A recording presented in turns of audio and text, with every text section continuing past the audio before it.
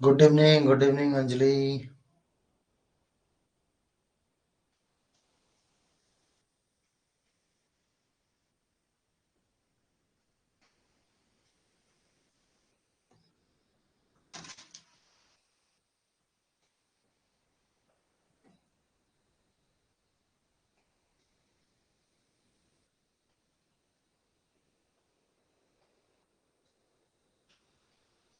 Good evening Sumi.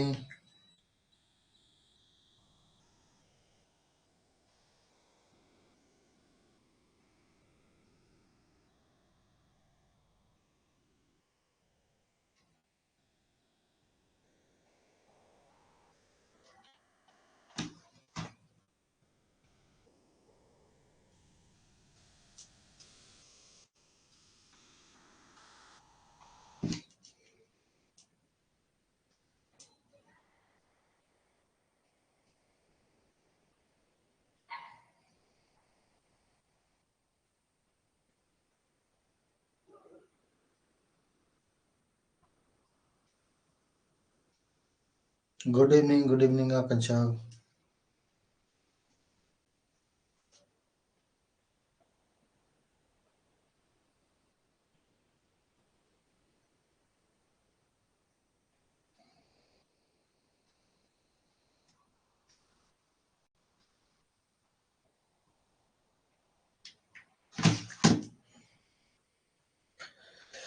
Good evening Mahi, good evening.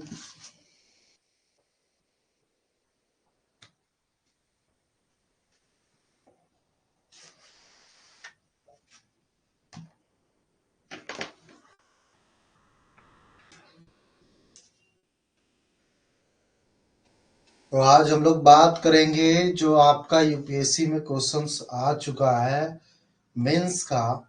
तो mains पे हम लोग पूरी तरह आज फोकस्ड हैं। तो मेंस को लेकर के बात करेंगे, ठीक है। तो मेंस में क्या क्या क्वेश्चंस आया है वो क्वेश्चन मैं देख रहा था, तो मैं ध्यान कर रहा था कि आप लोग को जो क्वेश्चंस पढ़ाया था और जो आंसर लिखवाया हूँ वो भी आया हुआ है, ठीक है। तो अभी चलिए हम लोग डिस्कशन करेंगे। तो आपको फिर पता चलेगा कि वाकई में आपने जो पढ़ा है उसका इम्प्लीकेशन हो रहा है कि नहीं हो रहा है, यूज है कि नहीं, ठीक है। कितना काम आ रहा है आपका।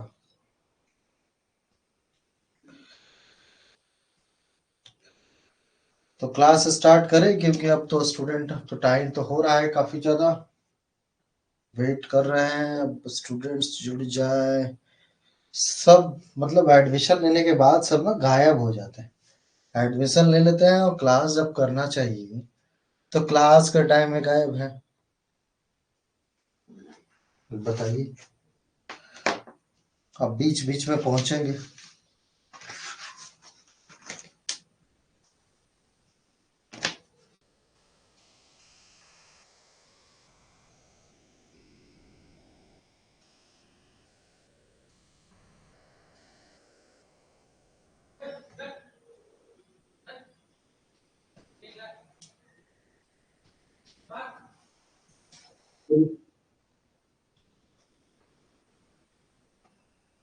हाँ मनोरमा बताएं। मनोरमा कुछ बोलना चाहती हैं आप? अच्छा, गलती से हाथ रखा गया। कोई बात नहीं, कोई बात नहीं। तो चलिए हम लोग क्लास स्टार्ट करते हैं। जैसा कि मैं आपको बताया था कि कहीं ना कहीं यूपीएससी का जो क्वेश्चंस है वो आ रहा है, तो हम लोग आज देखेंगे। इसमें एक क्वेश्चन मैं आपको बताऊं तो आ चुका है। आपको सोर्सेस में पढ़ाया हूँ यूरोपियन और चाइनीज चाइनीज हिस्ट्री, अरब हिस्ट्री, अरब, सॉरी, सोर्सेस में आपको पढ़ाया हूँ उसके बारे में, विदेशी विवरण के बारे में, फॉरेन अकाउंट्स के बारे में।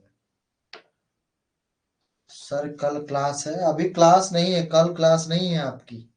कल तो संडे है ना। कल आपकी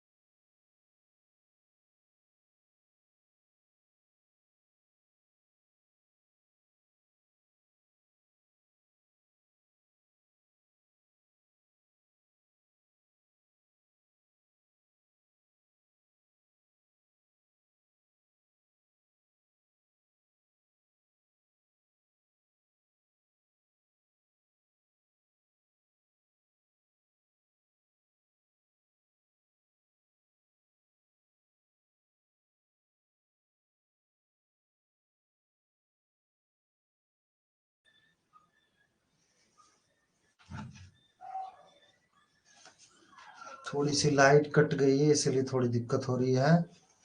खैर कोई बात नहीं, थोड़ी देर में लाइट आ जाएगी। हाँ, तो मैं कह रहा था आपसे कि कहीं ना कहीं हम देखें तो, हाँ संडे की बात बोल रहे हैं। संडे की क्लास आपको नहीं चलेगी, कल तो संडे है तो चलेगी नहीं। सोच रहा था बुलाने के लिए, लेकिन उनको अभी तक टाइम ही नहीं मिल पा रहे, तो क्या करें, संडे को भी वो व्यस्त हैं। जानते हैं शासन प्रशासन वाले आदमी को टाइम का जो है ना, बहुत ही मुश्किल होता है थोड़ा। कोई बात नहीं, हम लोग देखते हैं जैसे ही होगा अरेंज तो उस दिन करवा दिया जाएगा, ठीक है। तो उनको किसी भी दिन छुट्टी मिलेगा, उनको एक दिन करवा देंगे, तो आप लोग के लिए एक सेशन हो जाएगा, तो बेटर सेशन हो जाएगा, ठीक है। तो अब हम लोग करते हैं आज का जो आपका सेशन है क्वेश्चन आंसर का। क्वेश्चन आंसर पे चलते हैं कि वाकई में आपका क्वेश्चन कहाँ से आया है, क्या क्या पूछा गया है। मेसोलिथिक एज के बारे में तो आपको पढ़ा चुका हूँ। सी, एक मिनट।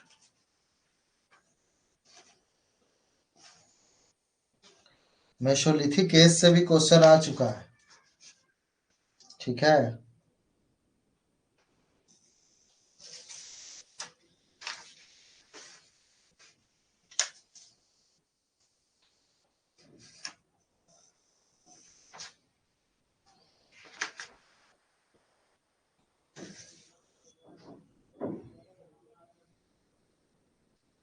देखिए एक क्वेश्चन है आपका, the rock cut architecture represent one of the most important sources of our knowledge of early Indian art and history. The rock cut architecture represents one of the most important sources of our knowledge of early Indian and art, early Indian art and history. Discuss, ठीक है। Question में लिख दे रहा हूं।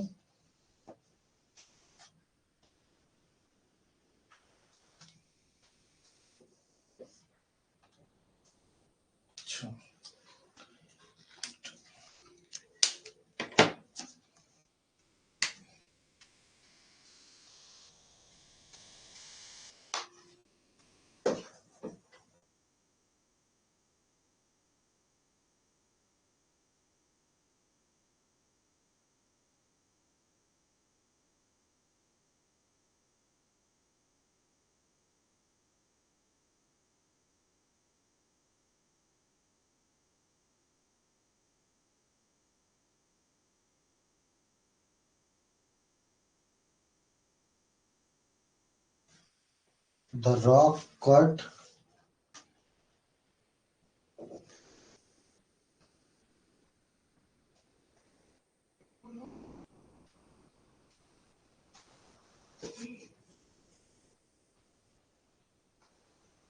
the rock cut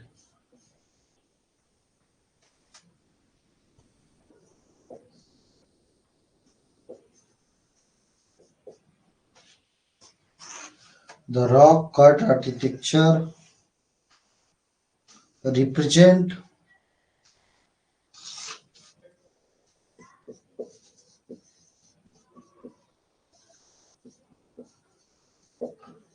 most of the most of the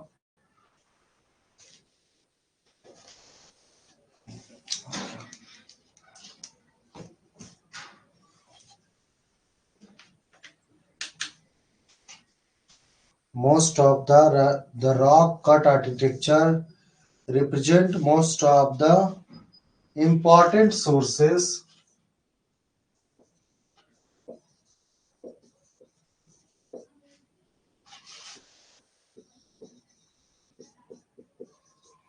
important sources of our knowledge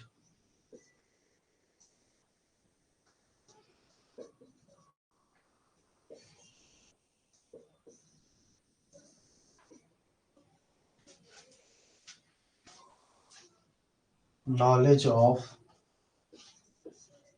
early knowledge of early Indian art and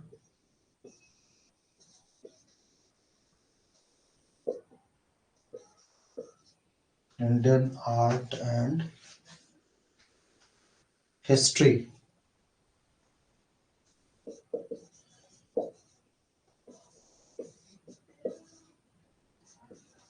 discuss, ठीक है, discuss.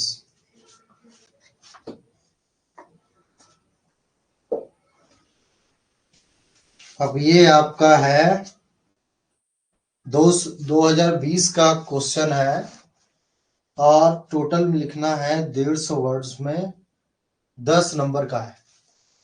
220 का question है, 2020 का क्वेश्चन है मेंस का, यूपीएससी मेंस जीएस का, जिसका आपका टाइटल है इंडियन हेरिटेज एंड कल्चर, ठीक है।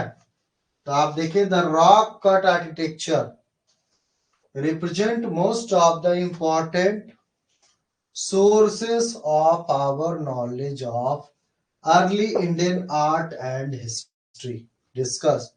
अब ये बताइए कि आपको मैंने सोर्सेस में पढ़ाया है कि नहीं पढ़ाया है। सोर्सेस में आपको अभिलेख के साथ साथ बिल्डिंग्स के बारे में बताया है। अभिलेख के साथ साथ बिल्डिंग्स के बारे में बताया है कि नहीं। तो इसमें ये है मूलतः कि जो रॉक कट, जो एक प्रकार से आपका जो कहा जाता है, जो आपको रॉक कट आर्किटेक्चर में जैसे बताया था कि चैत्य का, कारले का चैत्य वगैरह, जो गुफा वगैरह बताया था आपको अर्ली इंडियन हिस्ट्री में, आप ले लीजिए तो क्या आएगा। एक आपको मेसोलिथिक एज का तो पहले ही आपका आ जाएगा भीमबेटका। तो भीमबेटका की गुफा के बारे में बताया हूं।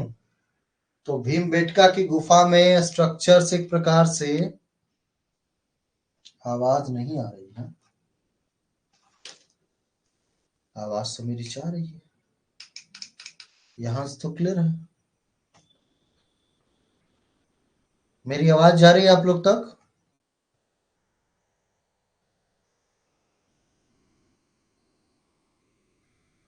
बताइए।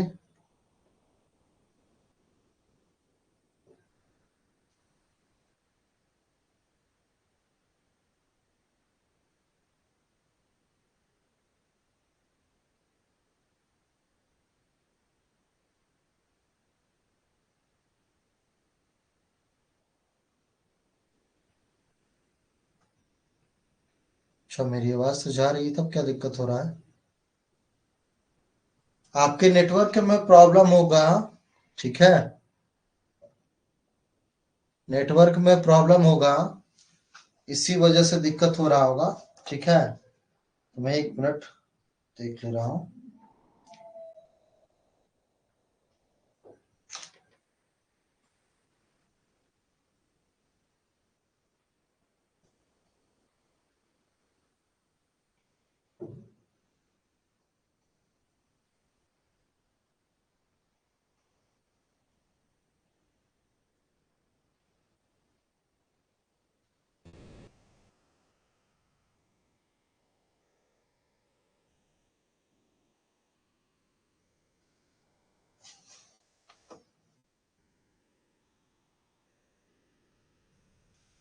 इसमें ये बता रहा था रॉक कट आर्किटेक्चर, क्लियर है अब आवाज?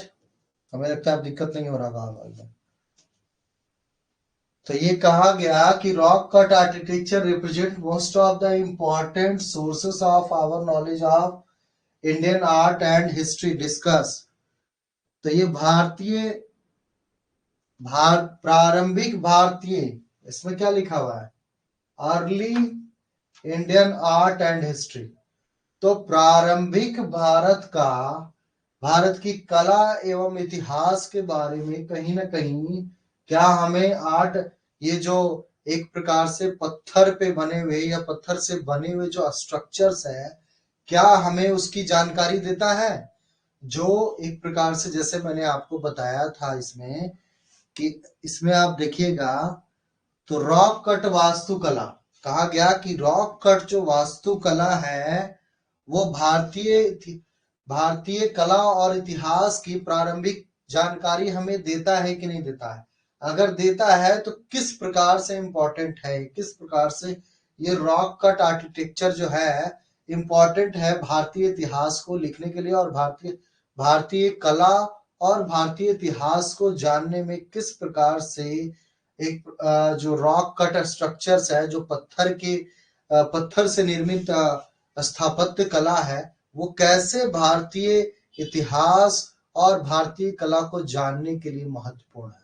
ठीक है, तो ये जो क्वेश्चंस है आपका, इसमें तो आपको मैंने बताया भी था कि आर्ट एंड आर्किटेक्चर, जैसे आपको सोर्सेस में मैंने बताया था, तो सोर्सेस में मैंने आपको बिल्डिंग्स के बारे में बताया था। तो बिल्डिंग्स के बारे में बताया था, तो उसमें भी आप देखेंगे कि आप इसको ऐसे भी लिख सकते हैं कि अगर आर्ट एंड आर्किटेक्चर की बात की जा रही है तो आपको सोर्सेस में बिल्डिंग्स में पूरा बताया था।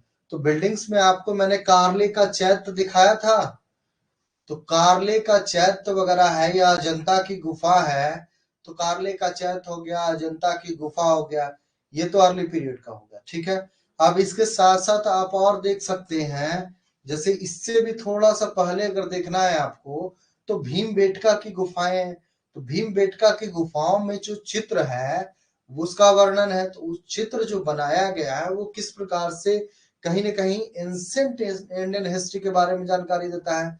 अर्ली रॉक पीरियड, तो आप अर्ली एक प्रकार से रॉक कट स्ट्रक्चर्स है, जैसे उसमें पूरे पेंटिंग्स बनाई गई, तो पेंटिंग्स मैंने आपको दिखाया भी था कि उस पेंटिंग्स में क्या है।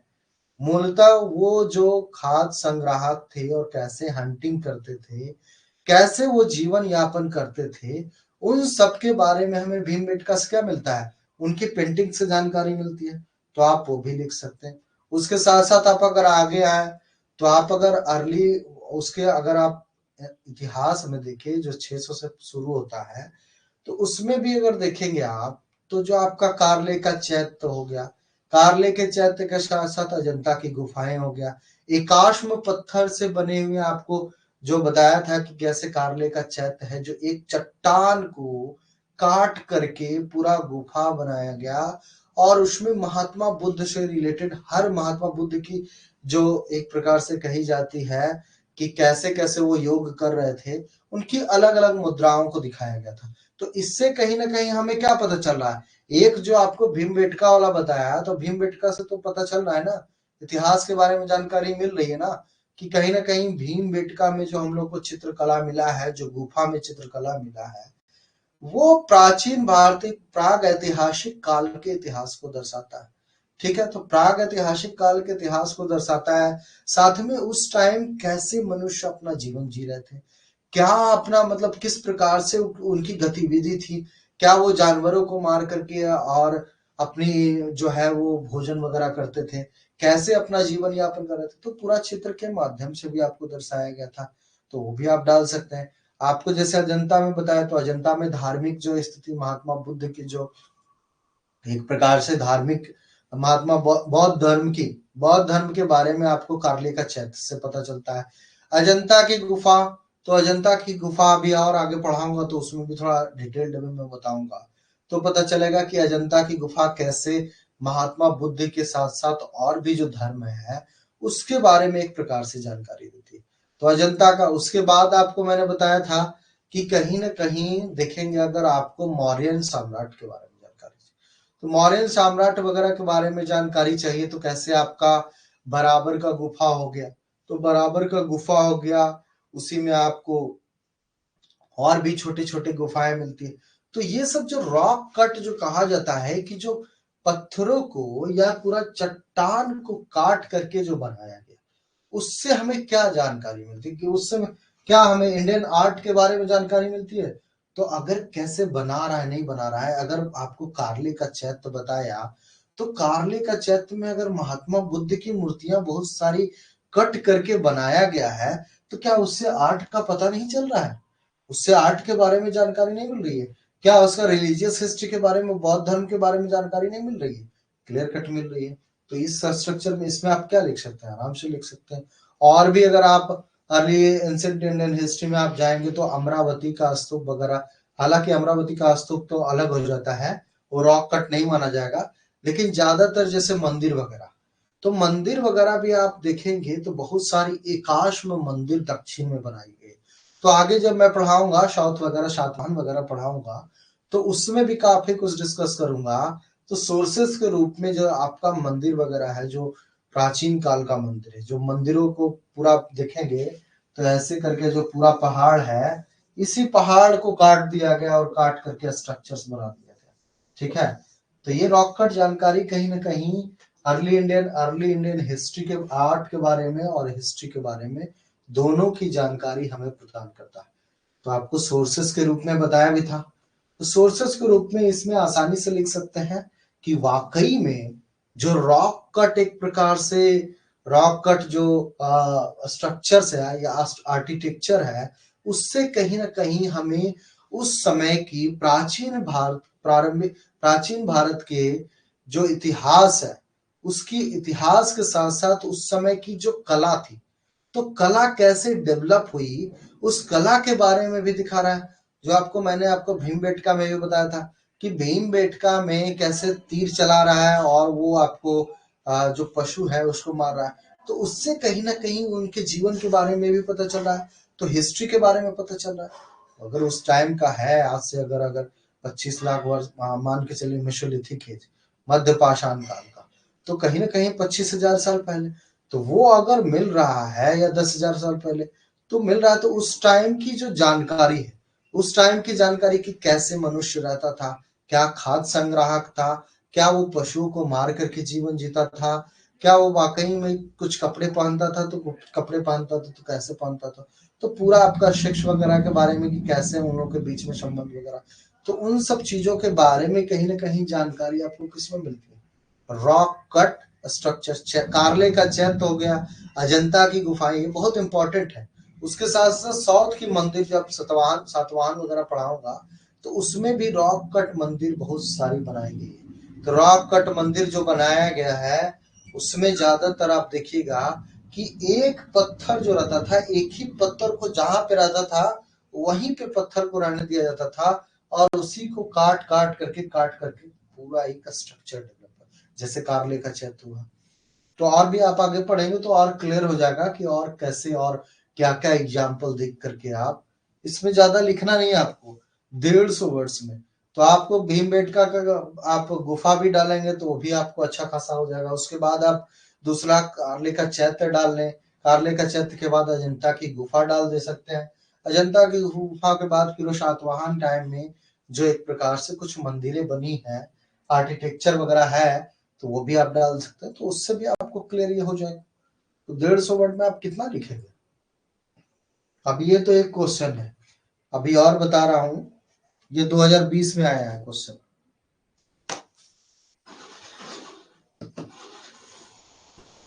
ठीक है, अब मिटा दे रहा हूं, दूसरा क्वेश्चन पे हम लोग डिस्कस कर रहे हैं। तो देख रहे हैं as a sources, important sources लिखा हुआ है, इंपॉर्टेंट सोर्सेस। तो बिल्डिंग्स वगैरह में जो बताया वो काम आ रहा है आपको। अभी और पढ़ेंगे तो बहुत सारी और जो मंदिर वगैरह, तो उससे भी आप और लिखने में क्लियरली आपको और ज्यादा बेटर तरीके से आंसर लिख सकते हैं। हालांकि 150 में लिखना है तो बहुत समझ के लिखना होगा, कि अगर आप 5-6 का आप एग्जाम 5-6 अगर है तो 5-6 का आप एग्जाम्पल देते हुए लिख देते हैं, तो वाकई में आपकी आंसर राइटिंग बहुत अच्छी हो जाएगी।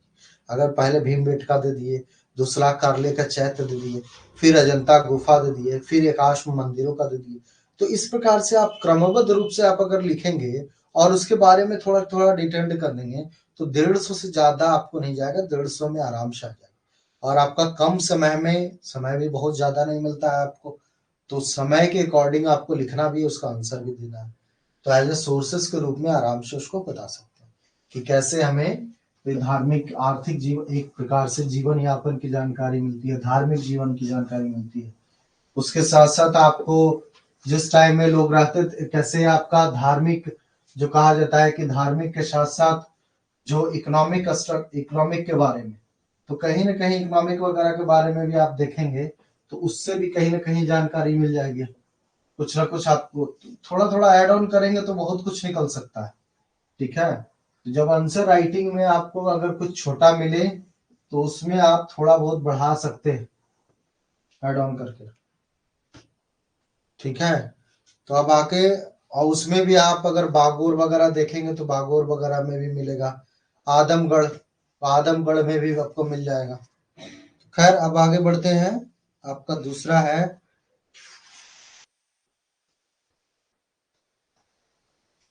Highlight the central Asian and Greek Bactrian elements in the Gandhara art.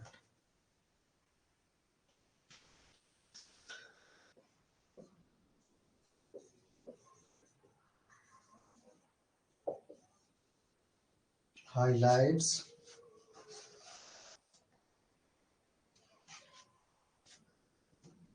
highlight the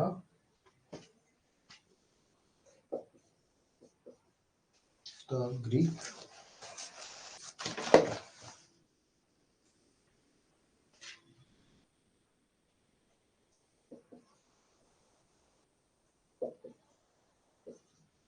highlight the Central Asia and Greek। हाँ बताइए।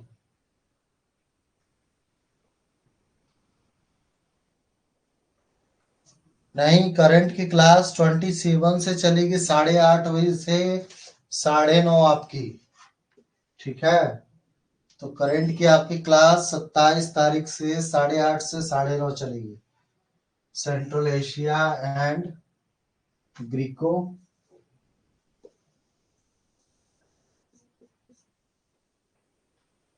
Greco Bactrian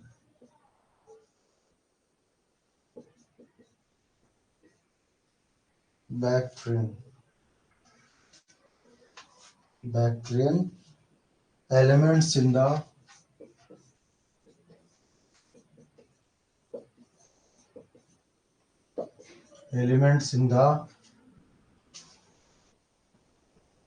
Gandhara art.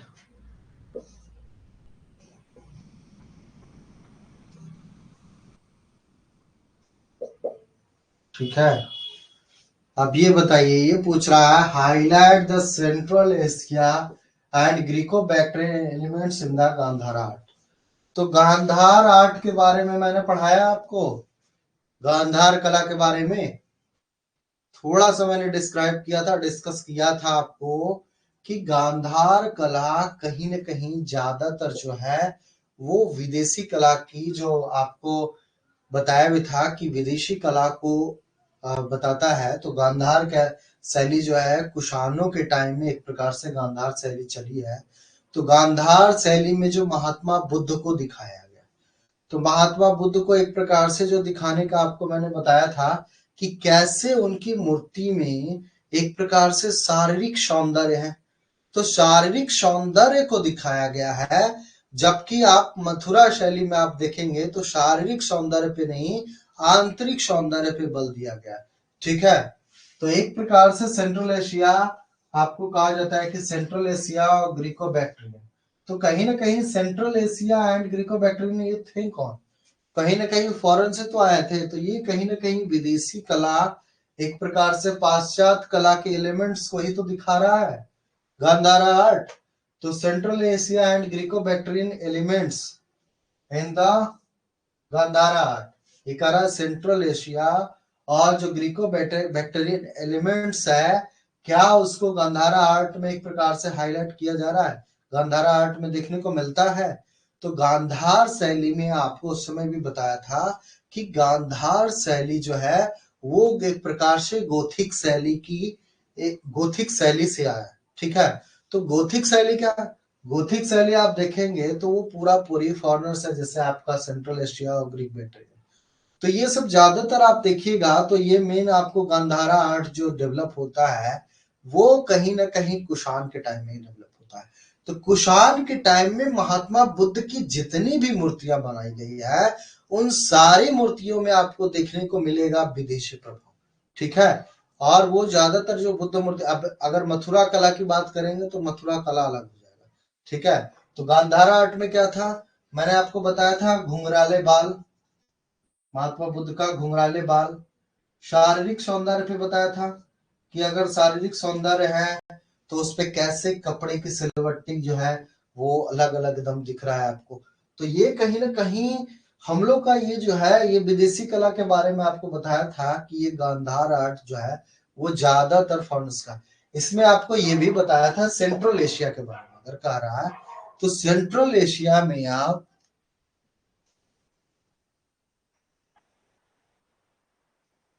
हाँ भारत के इतिहास की पुनर्रचना में, ठीक है उस पर भी आएंगे आएंगे। तो ये सेंट्रल एशिया से कह रहा है। तो अगर कुषाण आए तो कुषाण आया और कुषाण जाकर के गांधारा आर्ट के थ्रू, अगर आपको मैंने ये बताया था कि कैसे सूर्य देव थे, तो सूर्य देव को जो भारतीय सूर्य देव कहा जाता है उसको उनको जो है पगड़ी पहना दिया गया। पगड़ी को पहना करके लंबा बूट, लंबा जो कोट होता है लॉन्ग कोट पहनाया गया था और बूट पहनाया गया था। तो ये किसका प्रमाण है? ये भारतीयता में नहीं होता है ना। तो कहीं ना कहीं आप देखेंगे तो भारतीय कला आपको मथुरा कला है, उस कला में आपको शारीरिक सौंदर्य पे बल नहीं दिया गया। तो जो गांधार शैली पे ज्यादातर आपको जो बल दिया गया वो शारीरिक सौंदर्य पे। तो शारीरिक सौंदर्य जो है वो कहीं ना कहीं सेंट्रल एशिया और आपका पाश्चात्य जो कहा जाता है पाश्चात्य कला है। तो ये ग्रीको बैक्ट्रियन कला। तो सेंट्रल एशिया के बारे में बोल रहा है तो आपको पगड़ी, पगड़ी हो गया, कोट हो गया। तो कुषाण आए थे कहां से? कुषाण तो सेंट्रल एशिया से ही आए थे ना। तो कुषाण जब सेंट्रल एशिया से आए तो वो लॉन्ग कोट कुषाण पहनते थे, बूट पहनते थे, ठीक है, टोपी पहनते थे, पगड़ी पगड़ी वगैरह कहा जाता, पगड़ी में कहा जाता है कि पगड़ी पहनते थे। तो वही चीज जो मध्य एशिया के लोग पहनते थे वही चीज जो है भारत में उन देवताओं को भी, जैसे सूर्य देवता है तो उन सूर्य देवताओं को भी जब रिप्रेजेंट किया गया तो उन्हीं वेशभूषा में, जैसे सेंट्रल एशिया की जो वेशभूषा थी उसी वेशभूषा में भारत के जो है आपके कहा जाता है कि सूर्य देवता को एक प्रकार से दिखाया गया, ठीक है। इसी के साथ साथ महात्मा बुद्ध का, तो महात्मा बुद्ध की जितनी मूर्तियां गांधार शैली में बनी है वो ज्यादातर सेंट्रल एशिया और आपका ग्रीक बैक्ट्रियन को दिखाता है। तो जो बामियान में कहा जाता है कि अफगानिस्तान वगैरह में बामियान में जो महात्मा बुद्ध की मूर्ति है वो किस कला की बनी हुई थी? गांधार आर्ट की बनी हुई थी। तो यही कह रहा है कि highlight the central Asia and Greco Bactrian elements in the Gandhara art. तो आप अगर गांधारा आर्ट के बारे में और भी डीप में जब पढ़ाऊंगा तो उसमें क्लियर हो जाएगा कि वाकई में गांधार आर्ट में क्या क्या होता है। तो गांधार आर्ट में जैसा कि आपको घुंघरीला बाल और शारीरिक सौंदर्य, तो शारीरिक सौंदर्य में क्या कपड़े पहन रहे हैं तो कपड़े की सिलवट्टी जो बनी है इतना स्पष्ट दिखता है, इतना ओरिजिनल लगता है कि वाकई में वो व्यक्ति एकदम कपड़ा जैसे हम लोग पहनते एकदम रियल एकदम बना हुआ। तो कहीं ना कहीं वो शारीरिक सौंदर्य गोथिक कला पे बात की गई है। तो वो शारीरिक सौंदर्य पे किस कौन से देश पर अगर ज्यादातर बल देता है तो ग्रीको बैक्ट्रियन को आप देखिएगा तो वो लोग जो अपनी कला में जो इस्तेमाल करते थे एक प्रकार से जो शारीरिक सौंदर्य को, वही शारीरिक सौंदर्य भी जो है भारत में जब महात्मा बुद्ध की मूर्तियां बनने लगी तो वही शैली को यहाँ भी अपनाया जाने लगा, ठीक है। तो वो आर्ट आपका गांधार शैली में दिखता है, ठीक है। इसी चीज को आपको बताना है। तो एक आपका ग्रीको बैक्ट्रियन हो गया, एक सेंट्रल एशिया हो गया। तो इसमें भी आपको 150 शब्द में लिखना है। तो 150 शब्द में कितना लिखेंगे? हालांकि गांधार आर्ट का जो अपना अपना है उसकी विशेषता, तो आप विशेषता आप अगर लिखेंगे तो उससे भी कहीं ना कहीं वो क्लियर हो जाएगा, ठीक है। अब अगर सेंट्रल एशिया के बारे में करा तो कुषाण से जोड़ के दिखा दीजिए कि कुषाण जो है डायरेक्टली वो सेंट्रल एशिया से ही आए थे। तो सेंट्रल एशिया से जो आया उन्होंने, तो सेंट्रल एशिया से भारत में आया तो जब कुषाण भारत में शासन किया तो कुषाणों ने कैसे एक प्रकार से गांधार आर्ट को बढ़ावा दिया, और गांधार आर्ट को जब बढ़ावा देता है तो उसी के तहत महात्मा बुद्ध की बहुत सारी मूर्तियां बनाई जाती है। और खुद का भी जो कहा जाता है कि कुषाण कनिष्क के बारे में, कनिष्क का खुद का भी जो मूर्ति मिला है वो भी गांधार शैली में मिला है। तो उसमें भी तलवार दिखाया गया है, साथ में आपको देखिएगा कि कैसे लॉन्ग कोट पहने हुए हैं, बूट पहने हुए हैं, ठीक है, पगड़ी धारण किए हुए। तो इन सब चीजों का जो प्रमाण मिल रहा है उस आर्ट में उन कला में, उस कला गांधार आर्ट में, तो वो कहाँ से प्रभावित है? कहीं ना कहीं सेंट्रल एशिया से प्रभावित है ना, क्योंकि सेंट्रल एशिया की ही ज्यादातर वेशभूषा आपको उसमें देखने को मिल रहा है इस कला में। और साथ में ग्रीको बैक्ट्रियन, तो ग्रीको बैक्ट्रियन गोथिक कला शैली इसको कहा भी गया। तो गोथिक इसलिए कहा गया क्योंकि पश्चिम में भौतिकता पे ज्यादा फोकस किया जाता है और शारीरिक सौंदर्य पे ज्यादा फोकस किया जाता है। तो उसी भौतिकता और शारीरिक सौंदर्य को जब वो आए, तो एक प्रकार से गांधार आर्ट के तहत जो भी वस्तुएं बनी है उसमें भौतिकता और भौतिकता के साथ साथ कहीं ना कहीं आपकी शारीरिक सौंदर्य की बात को दर्शाया गया है गांधार आर्ट के थ्रू। ठीक है, तो ये आपको क्लियर हो गया। तो इसमें आप देखिएगा, अभी आपको मैं पढ़ाऊंगा कि गांधार आर्ट बहुत डीप में जा करके, जब आर्ट एंड कल्चर उसका पूरा पढ़ाऊंगा तो वो भी बताऊंगा। उसके साथ साथ मथुरा शैली, तो हो सकता है कि आगे आपको दे दे यूपीएससी कि मथुरा शैली और गांधार शैली का तुलनात्मक अध्ययन करें। तो तुलनात्मक में आपको कभी बताया भी था कि गांधार आर्ट जो है वो ज्यादातर विदेशी प्रभाव से, गांधार आर्ट पे ज्यादातर विदेशी प्रभाव है। क्यों? क्योंकि एक प्रकार से जो गॉथिक शैली के तहत ये गांधार शैली आती है, तो उस गॉथिक शैली में ज्यादातर जो मूर्तियों का निर्माण किया गया है और जो स्ट्रक्चर्स का निर्माण किया गया, उसमें कहीं ना कहीं वो विदेशी ज्यादातर जो है भौतिकता पे और शारीरिक सौंदर्य पे दिया गया है, जो किसको रिप्रेजेंट करता है? पाश्चात्य देशों को, जो ग्रीको बैक्ट्रियन हो गए इसको, और साथ में से उनकी जो वेशभूषा है कि कौन से कपड़े पहनते थे, क्या उनकी रहन सहन का व्यवस्था, मतलब कौन सी उनकी कल्चर क्या है, तो उस कल्चर को रिप्रेजेंट कौन करता है? Central Asia. तो सेंट्रल एशिया से पगड़ी, पगड़ी के साथ साथ लॉन्ग कोट, बूट हो गया, तो ये सब किसको रिप्रेजेंट करता है? Central Asia.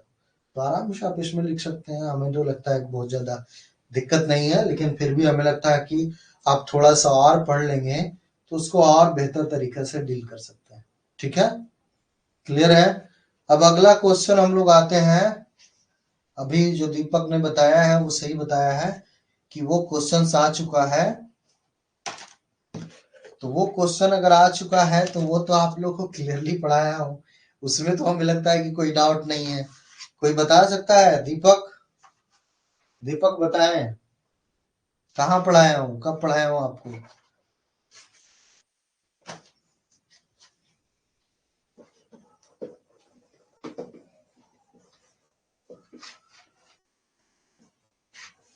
ये कब का है? ये आपका क्वेश्चन जो है 2019 का है। ठीक है, ये क्वेश्चन जो था 2019 का था, 150 मार्क्स का। ये मेंस जीएस का क्वेश्चन है, जीएस पेपर फर्स्ट। और आप लोग अगर सही से पढ़े रहेंगे तो हमें नहीं लगता है कि बहुत ज्यादा दिक्कत होने वाली है आपको। ठीक है, मेंस वगैरह में आप लोग का स्कोरिंग काफी अच्छा कर सकते हैं अगर सही से आपने लिखा आंसर तो। आपको दिमाग देख करके, पहला क्वेश्चन देख करके आपको ऐसा नहीं कि बहुत ज्यादा घूम जाएगा। ठीक है, तो अभी जैसा कि अब चलिए दीपक के क्वेश्चन को, भारत के इतिहास की पुनर्रचना में, तो ये है आपका assess the importance of, assess the importance of, importance of the account of, the account of, the account of the Chinese, the Chinese, the Chinese and Arab travelers,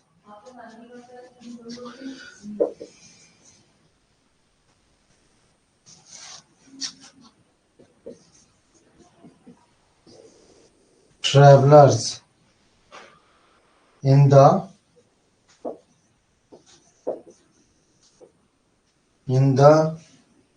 reconstructions reconstructions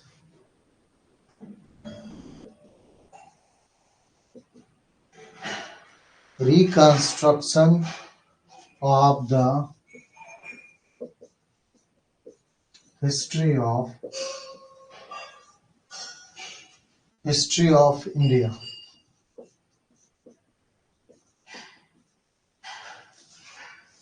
अब इसको हिंदी में लिख देते हैं। क्या है? भारत के इतिहास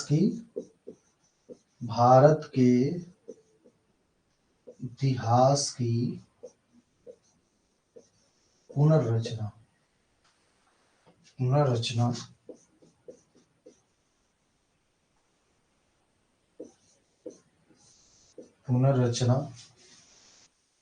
में चीनी और कट रहा है। अच्छा,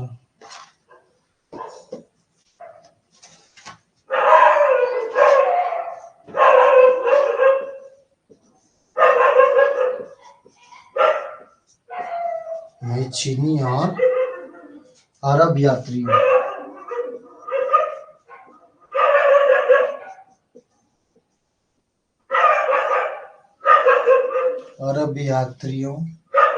के वृत्तांतों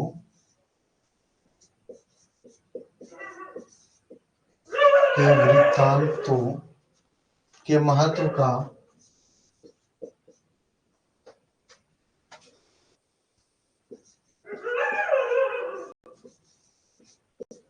का आकलन कीजिए।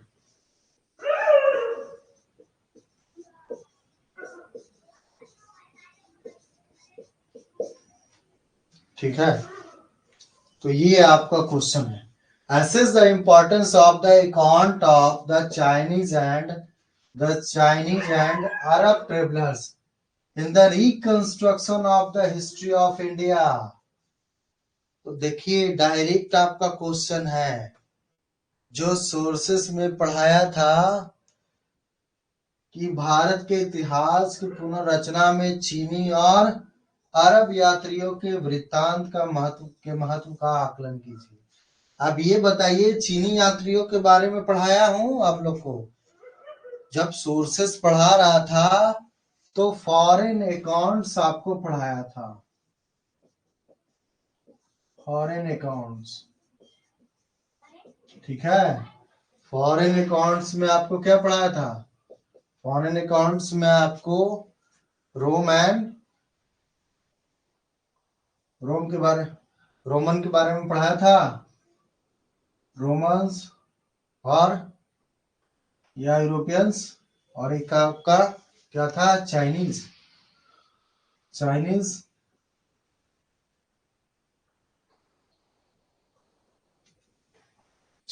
और चाइनीज के साथ साथ अरब पढ़ाया था, याद होगा आपको। ठीक है, अरब ट्रेवलर्स के बारे में पढ़ाया था।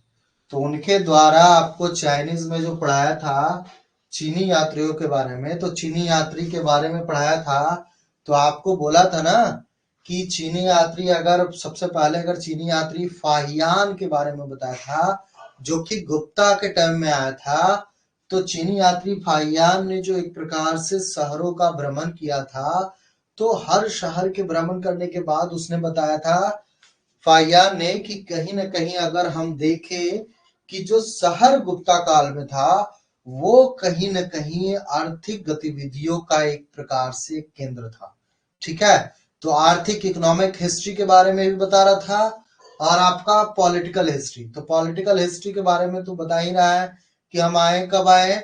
चंद्रगुप्त द्वितीय के टाइम में आए, और चंद्रगुप्त द्वितीय के आने के टाइम में आए, उसी के टाइम में उसका शासन, मतलब जब चीनी यात्री फाहियान आया था तो उस समय चंद्रगुप्त का शासन था, चंद्रगुप्त द्वितीय का शासन था। तो चंद्रगुप्त द्वितीय के शासन काल में चीनी यात्री आया था।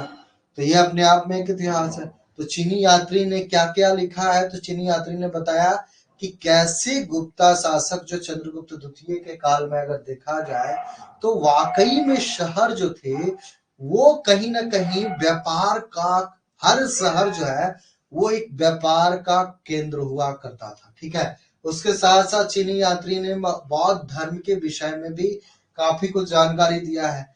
तो कहीं ना कहीं फाहियान के बारे में आप लिखेंगे तो उसके टेक्स्ट भी लिखें, टेक्स्ट के साथ साथ कब आया है और वो किस प्रकार के वर्णन दे रहा है, उससे क्या पता चलता है। यही तो पूछ रहा है भारत के इतिहास के पुनर्रचना में। तो चीनी का जो चीनियों ने एक प्रकार चीनी यात्री थे, तो चीनी यात्रियों ने जो विवरण दिया भारत के बारे में, तो उससे पता तो चलता नहीं कि हाँ वाकई में जो अगर फाहियान बोल रहा है कि अगर चंद्रगुप्त द्वितीय के टाइम में पूरा शहर जो है, हर शहर अपने आप में एक व्यापार का मुख्य केंद्र हुआ करता था, तो इससे पता तो चल रहा है ना कि वाकई में गुप्ता पीरियड बहुत ही समृद्ध था। और उसकी जो काल था जो स्वर्ण काल कहा जाता है, तो स्वर्ण काल में कहीं ना कहीं आप इसको ऐड कर सकते हैं कि कहीं ना कहीं चीनियों के द्वारा जो दिया गया स्टेटमेंट, तो इकोनॉमिक व्यवस्था देखा जाए कि गुप्त काल में वाकई में बहुत अच्छी थी। तभी वो हर सिटी को या हर जो शहर है, हर शहर को ट्रेड सेंटर के रूप में बता रहा है।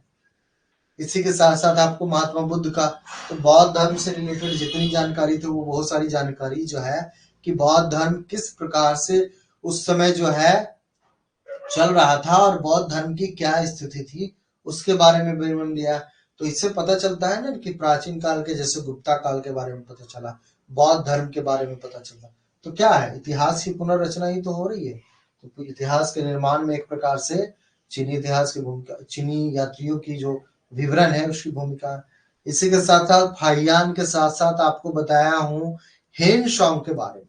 तो हेन सॉन्ग के बारे में तो मैंने आपको काफी डिटेल्ड में बताया था कि हेन सॉन्ग ने जो लिखा है उससे कैसे हर्षवर्धन के समय में जो पूरा एक प्रकार से उसकी जो जीवन शैली थी कि कैसे उसको दिनचर्या उसको 3 पार्ट में बांटा गया था, 3 तरह के उसका मतलब एक पूरा दिन जो था दिनचर्या को उसको 3 भागों में बांटा गया था।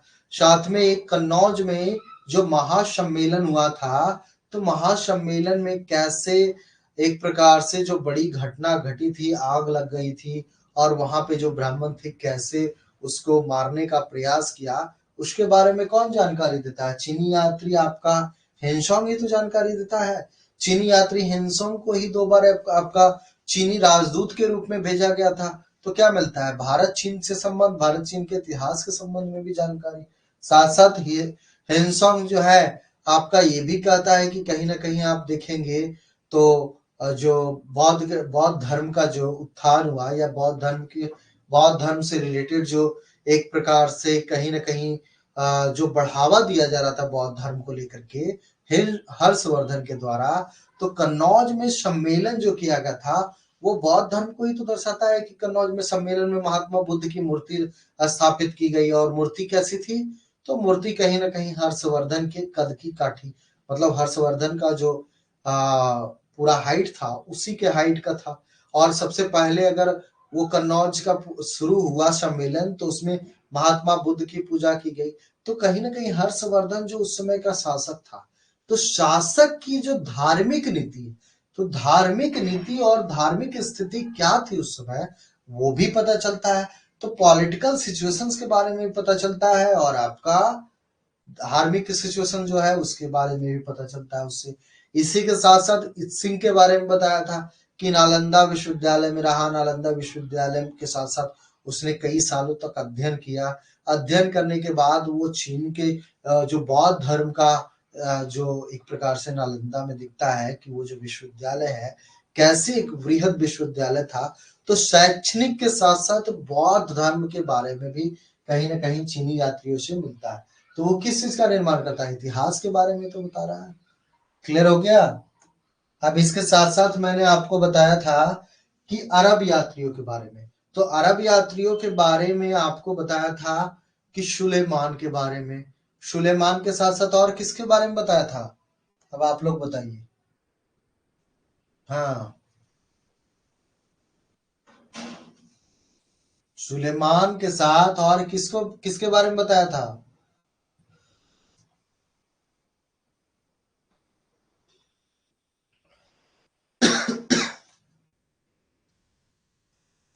जल्दी जल्दी बताइए, तभी अब देखते हैं कि अभी अरब यात्रियों के बारे में पढ़ा चुका हूँ कि अरब यात्रियों के वृतांत, कौन कौन अरब यात्री आए थे और किन्होंने क्या क्या बताया है, इसके बारे में बहुत डिटेल में बताया था आपको। चीनी यात्रियों के बारे में भी बता दिया था। तो वही तो साफ साफ पूछ रहा है कि भारत के इतिहास की पुनर्रचना में चीनी और अरब यात्रियों के वृत्ति का महत्व का आकलन कीजिए। जी मृत्युंजय जी बताइए। क्या आया था सर अल मसूदी? हाँ बताइए। सुलेमान के बाद सेकंड नंबर पे अल मसूदी आया था। और उसके पहले सुलेमान आया था। सुलेमान के पहले सुलेमान के पहले विदेशी यात्री वही ना, वेनसांग और अरब ये यानी अरबी अल बरूनी के बारे में बताया था। क्या?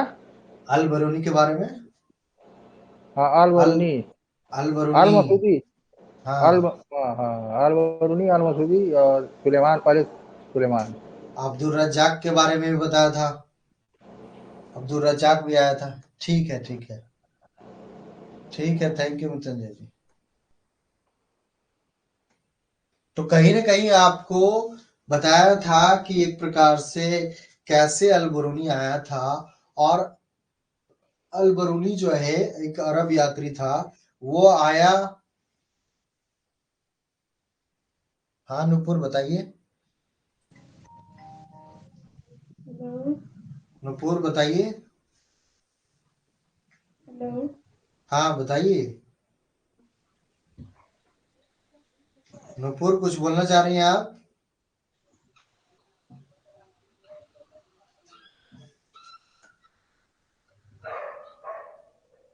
क्या? हम्म। कोई बात नहीं कोई बात नहीं। तो ये है अरब यात्रियों के बारे में। तो अरब यात्रियों के बारे में आपको लिखवा चुका हूँ, कभी वीडियो हो या पढ़ा चुका हूँ तो बैक करके सोर्सेस में अरब के टाइम में देख लीजिएगा, पता चल जाएगा आपको कि क्या पढ़ाया था। तो अल बरूनी के बारे में आपको बताया था कि अरब यात्री में अल बरूनी आया था, फिर सुलेमान आया था, अल मसूदी आया था और अब्दुल रज्जाक आया था। तो इसमें अल बरूनी के बारे में बताया था कि वाकई में जो उसने लिखा है, तो तहकीक हिंद जो कहा जाता है, तो उसने जो टेक्स्ट लिखा है उसमें वाकई में बहुत ही तार्किकता के साथ लिखा है। उसमें कोई बहुत ज्यादा धार्मिक भावना नहीं मिलता है, धार्मिक भावना से प्रभावित नहीं मिलता है। लेकिन वो जो देखा, जो सुना, उसको जो लिखना चाहिए था वो डायरेक्टली ना लिख करके उसने क्या किया है, जो किसी की बातें जो सुनी है वो ज्यादातर उसने क्या किया लिखा है।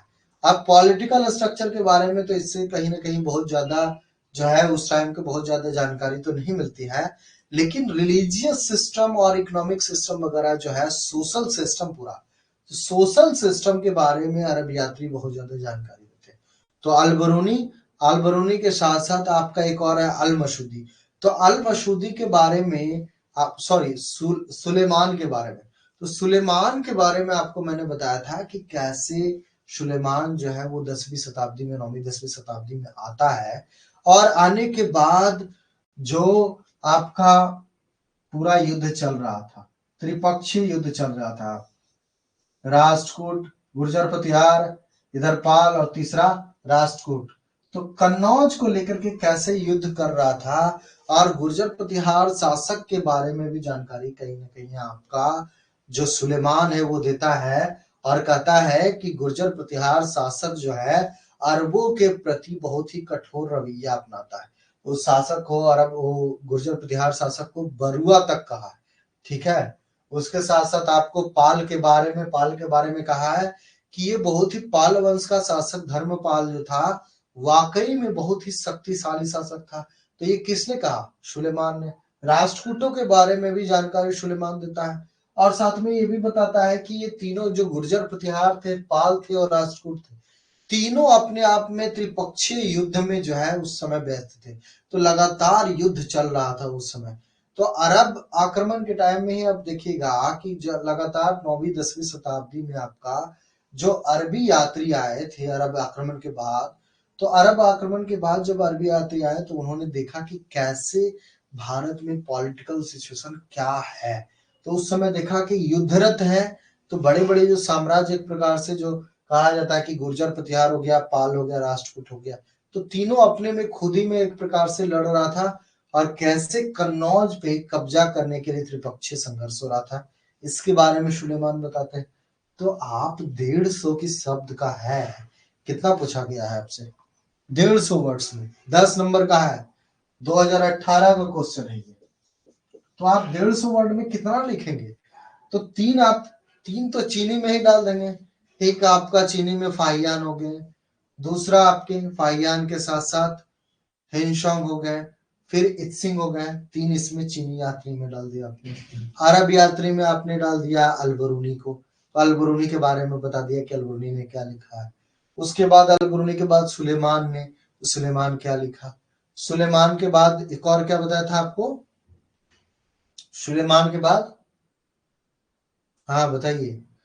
अब्दुल रज्जाक के बारे में देखिएगा, तो अब्दुल रज्जाक भी जो है वो कहीं ना कहीं आता है, तो वो भी इसके बारे में बताता है। तो आप कितना लिखिएगा? जो जो अरब यात्री आए हैं आप उन्हीं के बारे में तो लिखेगा ना।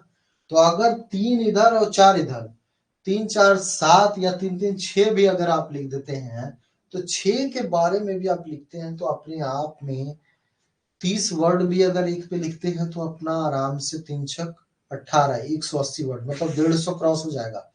तो आपको क्या करना है? 20-25 वर्ड एक पे 25 वर्ड आपको लिखना है, बहुत ज्यादा तो बड़ा नहीं है। अल मशूदी, हाँ अल मशूदी के बारे में। तो ये 4 अरब यात्रियों में 4 हो जाएगा यात्री, चीनी में कितना हो गया? 3 हो गया। तो इतना बता दीजिएगा तो अपने आप में 10 नंबर की काफी है क्वेश्चन, और क्या चाहिए? इससे ज्यादा क्वेश्चन क्या करिएगा? तो जितना है आपको वही तो पूछ रहा है, भारत के इतिहास की पुनर्रचना में चीनी और अरब यात्रियों के बारे में। तो चीनी के बारे में पढ़ा ही चुका हूं, अरब के बारे में। हो सकता है कि अगला आपसे क्वेश्चन पूछ दिया जाए रोमन्स के बारे में या यूरोपियंस के बारे में, कि कैसे जो है पाश्चात्य जो ट्रेवलर्स आए हैं तो कौन कौन थे, उन्होंने क्या एक प्रकार से वृत्तांत या भारत के बारे में क्या लिखा है। तो कहीं ना कहीं उसके बारे में अगर हो सकता है पूछ दे, तो आपको लिखवा चुका हूं कि कैसे हेरोडोटस भी बताता है, टीसीएस भी बताता है, अरिस्टोबुलस जो आपका सिकंदर के समय में आया था, अनिसिक्रेटिस सिक्रेटिस वो भी लिखता है। उसके बाद फिर वो आपको और भी बताया था जो मिनांडर का है, तो मिनांडर के बारे में, मिनांडर का जो मिलिंद पन्नो है वो भी कहीं ना कहीं, उससे भी कहीं ना कहीं हमें जानकारी भारतीय इतिहास के बारे में मिलता है। टॉलमी के बारे में बताया था, उसके आगे भी और बताया हूँ कैसे आपका जो Erythraean of the Periplus of the Erythraean sea है, उसमें भी पोर्ट वगैरह के बारे में काफी कुछ लंबा डिस्कशन किया था। तो अगर उससे भी पूछ सकता है आगे, तो 2018 में अगर ये पूछा तो वो संभावना है। तो ध्यान रखिएगा, ध्यान रखिएगा तो आसानी से जवाब दे सकते हैं। तो अभी 2 यूनिट ही पढ़ाया हूँ, 2 यूनिट से आपका क्वेश्चन आ चुका है लगभग, ठीक है। 2 यूनिट में एक आपका सोर्सेस था, तो सोर्सेस पे ही आपका क्वेश्चन लगभग आ चुका है, ठीक है। और देखें हम लोग,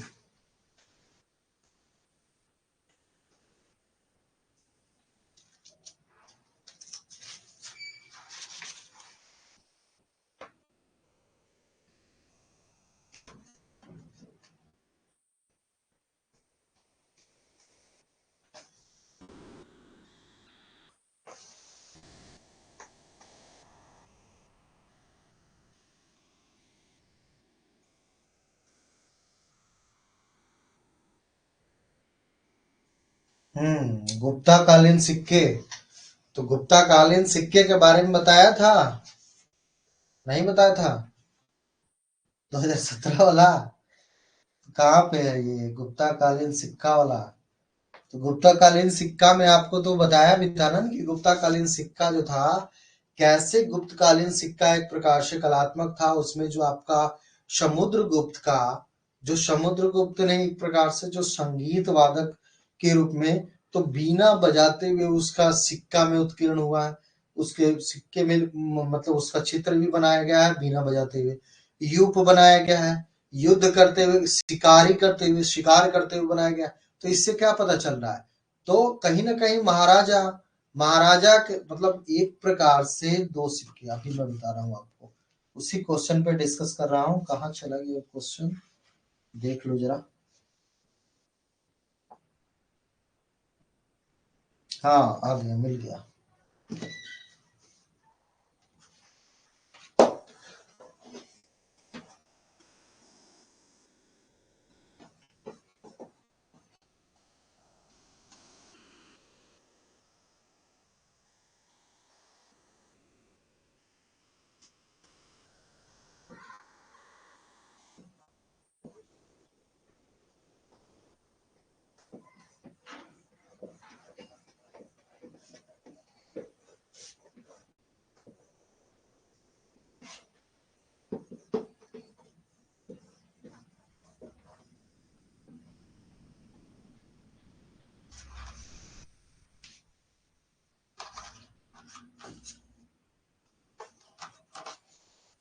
How do you justify?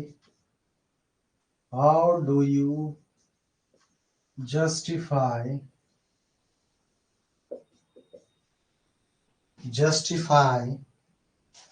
the view that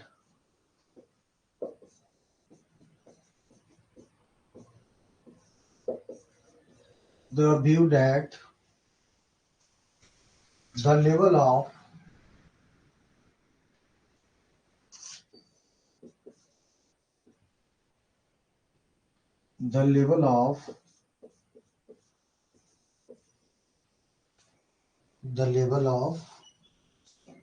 excellence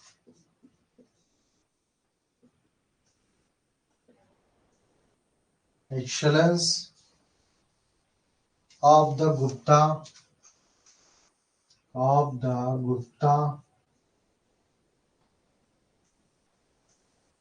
Gupta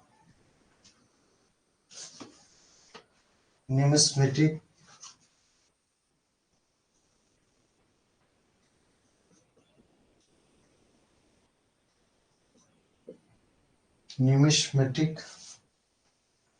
art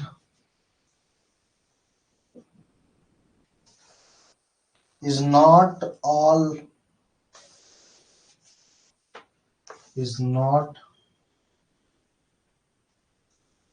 sorry is not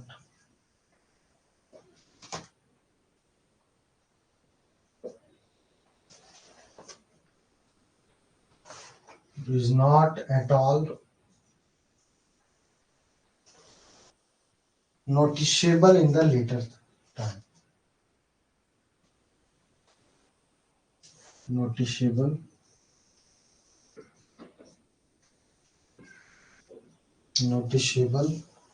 in the later time.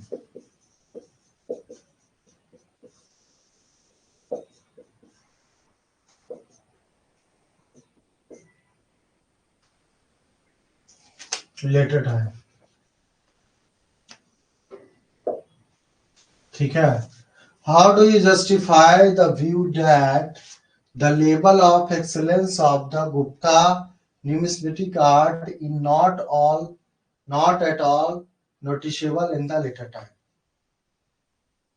कुछ बोल रहे हैं क्या? हाँ सही बोल रहा है आप. ये कब का है? 2017 का क्वेश्चन है. ठीक है, ये 2017 का क्वेश्चन है.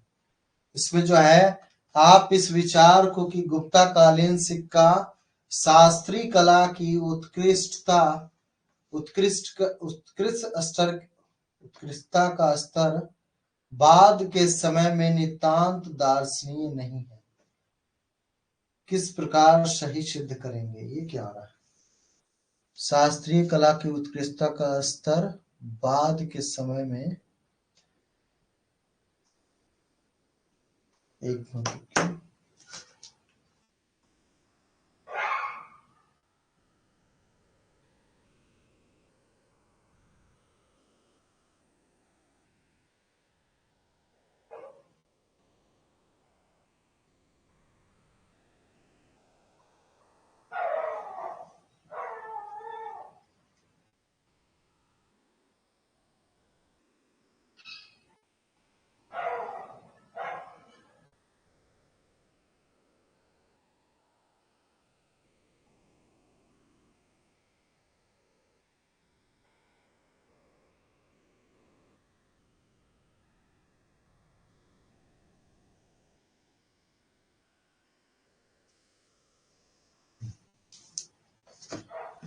तो ये कहीं ना कहीं, हाँ हम ये बता रहे थे कि ये बताइए कि ये बोल रहा है कि how do you justify the view that the level of excellence of the Gupta numismatic मुद्रा शास्त्र के बारे में numismatic art in not at all noticeable in the later time.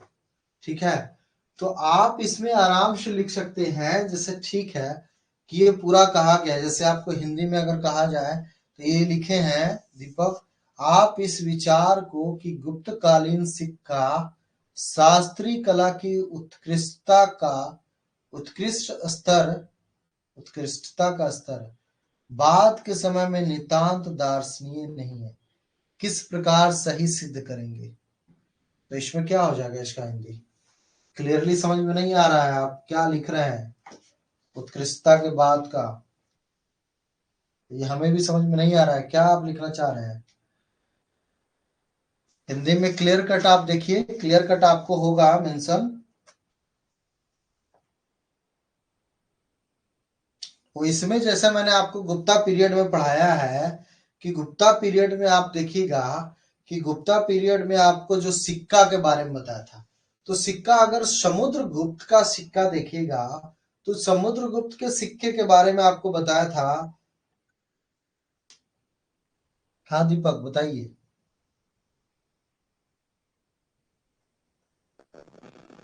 Hello. हाँ दीपक बताइए। इसमें दिया गया आप इस विचार को कि गुप्ता कालीन सिक्का शास्त्रीय कला की उत्कृष्टता का स्तर बाद के समय में नितांत दर्शनीय नहीं है, किस प्रकार सही सिद्ध करेंगे। ठीक है, ठीक उत्कृष्टता है सर वो। ठीक है, ठीक है। आप इस दृष्टिकोण को कैसे कैसे उचित ठहराते हैं कि गुप्त जो है गुप्त मुद्रा शास्त्रीय कला की उत्कृष्टता का स्तर बिल्कुल भी नहीं है, ठीक है, बिल्कुल भी नहीं है, मुद्रा शास्त्रीय कला की उत्कृष्टता का स्तर बिल्कुल भी नहीं है। अब ये डायरेक्टली तो नहीं कहा जा सकता ना कि अब आर्ट एंड आर्किटेक्चर को वो दर्शा ही नहीं रहा है बाद के, ठीक है। अगर हम आपको देखें उस टाइप के जो सिक्के हैं गुप्त समय के, गुप्ता काल की जो सिक्के हैं उसकी उत्कृष्टता के बारे में पूछा, तो आपको ये ध्यान रखना है कि अगर उसकी उत्कृष्टता के बारे में ध्यान रखा गया, रखने के लिए आपको कह रहा है कि वाकई में जो आपका मुद्रा शास्त्र है, मतलब कि उस समय जो सिक्के जारी किए गए थे गुप्ता काल में, उसका वाकई में एक लेवल ऑफ एक्सेलेंस के बारे में ये साफ साफ लिखा हुआ है, the level of excellence of the Gupta. बहुत सारी गुप्ता जो आपको मुद्रा शास्त्र है ना, तो मुद्रा शास्त्र से रिलेटेड डिबेट ही पूरा है, पूरा डिबेट ही यही है कि अगर पूरे प्राचीन काल के इतिहास में अगर देखा जाए मुद्रा शास्त्र को, तो मुद्रा शास्त्र को अगर देखा जाए तो मुद्रा शास्त्र की जो एक प्रकार से इतिहास लिखना चाहिए, तो मुद्रा शास्त्र के बेस पे अगर इकोनॉमिक हिस्ट्री लिखने की बात करें ना, तो भारत के इतिहास लिखा गया है, लेकिन मुद्रा के बेस पे आर्थिक इतिहास अभी तक नहीं लिखा गया सही तरीके से, ठीक है। अब ये हम लोग की कमी है, या आपके जो कहा जाता है कि आपको अगर एंशिएंट टाइम से कोई काम कर रहे हैं तो कहीं ना कहीं उनकी कमी है।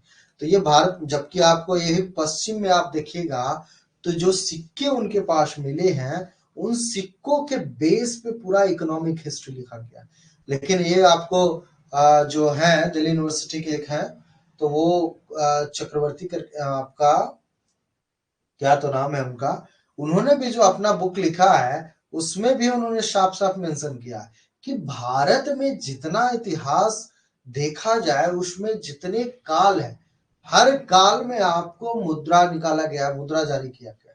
अब उन मुद्रा को भी अगर ध्यान में रखा जाए कि मुद्रा की कला क्या थी और मुद्रा के कला के बेस पे पूरा उसका आर्थिक इतिहास लिखा जाए, तो बहुत ही अच्छी आर्थिक इतिहास एक प्रकार से भारत की एक आर्थिक इतिहास लिखी जा सकती है, लेकिन अभी तक किसी ने ये काम नहीं किया है, ठीक है।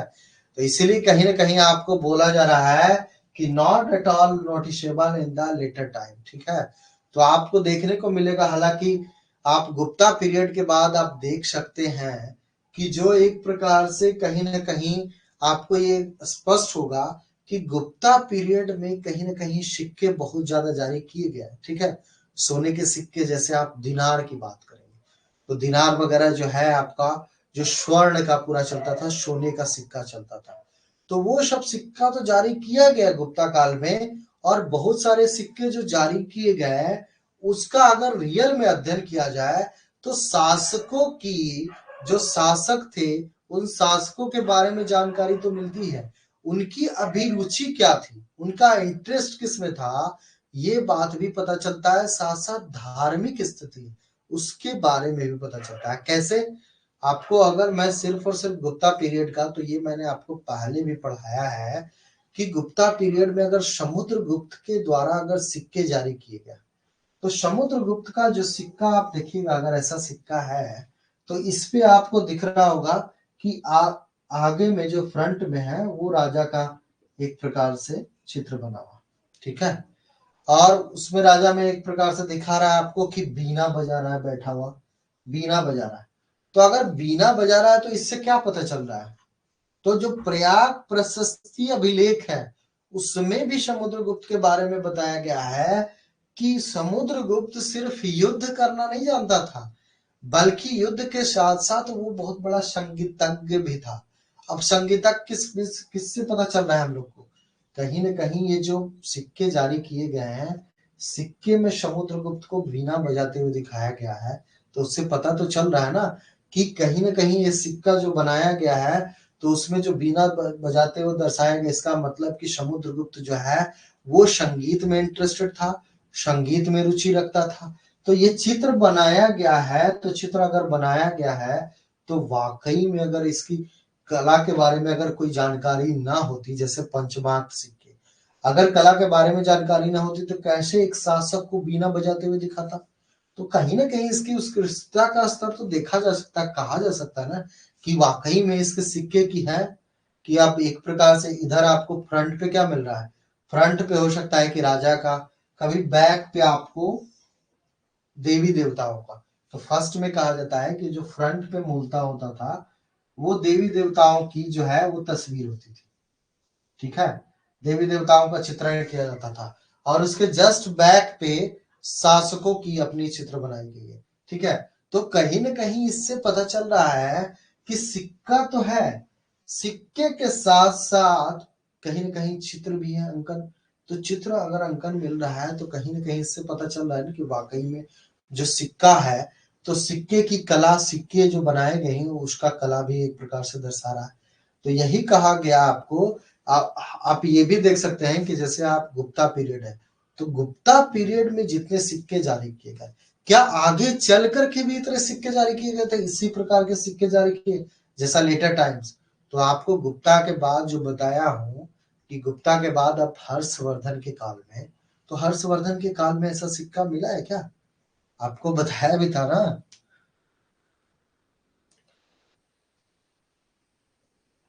हाँ ठीक है, ठीक है, विचार बात करते हैं। तो अभी इस पे पहले हम लोग डिस्कस कर लेते हैं।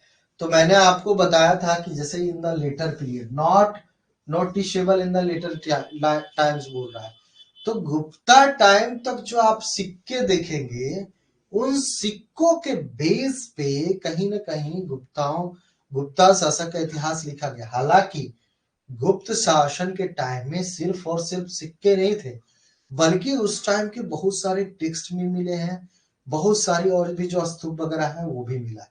तो गुप्ता टाइम में अगर सिक्के पे देखिएगा तो सिक्कों को लेकर के एक तो समुद्रगुप्त का बहुत अलग अलग प्रकार का सिक्का देखने को मिलता है, ठीक है, जिसमें एक आपका बीन बजाते हुए, दूसरा यूप वाला जो उसका कहा जाता है कि अश्वमेघ यज्ञ किया होगा, तो अश्वमेघ यज्ञ किया होगा वो भी मिलेगा, शिकार करते हुए भी उसका मिला है, धनुष बाण का प्रयोग करके वो शिकार करते हुए, तो वो भी सिक्का मिला है। तो उस सिक्के के बेस पे कहीं ना कहीं आपका गुप्त काल का जो उत्कृष्टता है वो भी झलकता है। तो ये कंप्लीटली नहीं कहा जा सकता कि गुप्ता काल का जो है वो एकदम जो सिक्का जारी किया गया था वो उसकी कलात्मकता को नहीं दिखाता। साथ में ये भी आपको ध्यान देने की बात है कि 3 शासकों के बारे में तो आपने बताया है, चंद्रगुप्त द्वितीय के बारे में आपको बताया था कि जब वो युद्ध किया था पश्चिम के शासकों से, तो वहां पे एक प्रकार से जीत हासिल किया था, तो वहां से भी सोने चांदी के सिक्के,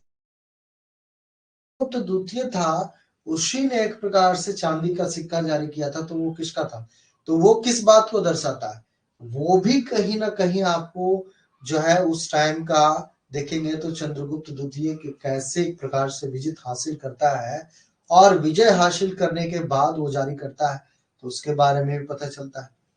तो उससे भी पता चलेगा। आप इसमें ये आपको ज्यादातर जानकारी देखने को मिलती है कि अगर गुप्ता पीरियड में आप देखिएगा तो गुप्ता पीरियड में जो सिक्के मिले तो बहुत ज्यादा, एक कहा जाता है ना कि गुप्ता पीरियड के पहले आप देखेंगे तो सिक्के जैसे कुषाण काल में आप देखेंगे, तो कुषाण काल में जो कहा जाता है ना कि बहुत ज्यादा सिक्का जो सोने के जारी किया गया था, तो वो सोने का सिक्का जारी किया गया तो मध्य एशिया के अल्ताई पहाड़ी से एक प्रकार से सोना लाता था। भारत का भी एक प्रकार से जो कोलार था कर्नाटक, वहां से भी खान से भी एक प्रकार से निकाल करके वो सोना जो है वो यूज करके बहुत सारे सिक्के जारी किए। ठीक है, लेकिन गुप्ता पीरियड में आप देखिएगा तो उतना ज्यादा नहीं जारी किया गया जितना कुषाण के टाइम में जारी किया गया। ठीक है, तो ये कहीं ना कहीं कम है। हालांकि कलात्मक अगर बात किया जाए, the level of excellence of the Gupta, तो वाकई में इसकी कला रही है। इसलिए कहा भी जाता है आपका कि गुप्ता काल को स्वर्ण काल कहा क्यों जाता है, कला के लिए तो जाना जाता है। तो कला में आप देखिएगा जो उसका सिक्का है, उसके सिक्के में भी ये बात झलकती है कि अगर यूप बना बीना बजाते हुए को जो शिकार करते हुए अश्वमेध या देवी देवताओं के बारे में वर्णन किया गया, तो ये भी आपका। हालांकि गुप्ता पीरियड के बाद अगला जो शासन काल आता है तो उसमें आपको हर्षवर्धन का काल देखेंगे। तो हर्षवर्धन का काल में आपको ये letter period, noticeable in the latter period, तो आपको कल भी बताया था कि कहीं ना कहीं हर्षवर्धन जो है वो सामंतवादी व्यवस्था, उसका जो पूरा स्ट्रक्चर्स था वो सामंती पद्धति पर प्रशासनिक व्यवस्था स्थापित थी। तो सामंती व्यवस्था में क्या होता है, वो अपने जो कर्मचारियों को या जो उसका अधिकारी था, उन अधिकारियों को पैसा वो नगद वेतन नहीं देता था, भूमि देता था। तो जब पैसा देता ही नहीं था और भूमि दे देता था, तो उस समय पैसे की जरूरत रह नहीं गई। पैसे की जब जरूरत नहीं रह गई तो उस समय आपको सिक्के भी बहुत कम देखने को मिलता है।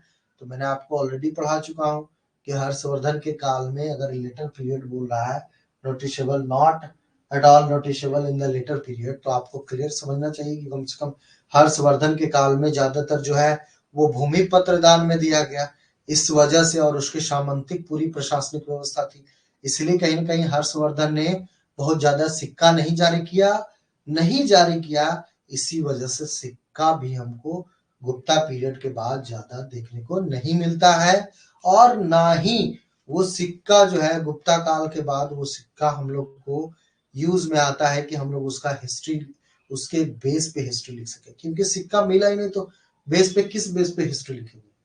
जब अगर हर्षवर्धन जारी करता सिक्का तभी तो उसके सिक्के के बारे में पता चलता है कि उसने जो आर्ट अपनाया उस सिक्के में क्या है, लेकिन उसने जारी ही नहीं किया तो हम लोग को क्या पता चलेगा। क्लियर है? तो ये हो गया। अब आपका अगला जो है, अगला क्या है, प्रारंभिक बौद्ध स्तूप कला लोक वर्णन विषयों एवं कथानकों को चित्रित करते हुए बौद्ध आदर्शों की सफलता पूर्वक व्याख्या करती है। विषादीकरण कीजिए, क्या हिंदी लिखा है, विषादीकरण कीजिए। यूपीएससी कहते रहे कि हिंदी को जो है ना एकदम ला दिया है, ऐसा ट्रांसलेशन करता है कि उसका कोई समझ ही में नहीं आता है। हिंदी में लिख देना चाहिए डायरेक्टली, तो लिखता है इंग्लिश में उसको ट्रांसलेट कर देता है। इसी वजह से स्टूडेंट को दिक्कत होता है। इसलिए मैं आपका मेंस का क्वेश्चन इंग्लिश में पूरा डिस्कस कर रहा हूँ कि नहीं क्लियर समझिए, नहीं तो पता चले कि हिंदी में समझ में ही नहीं आए। 2016 का है ना? हाँ है 2016 का। ये 200 वर्ड्स का है, 200 वर्ड्स का है, 12.5 मार्क्स का ये क्वेश्चन है। अर्ली बुद्धा स्तूप आर्ट, अर्ली बुद्धिस्ट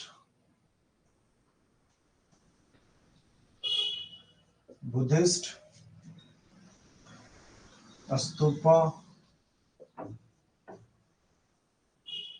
आर्ट, स्तूप art while depicting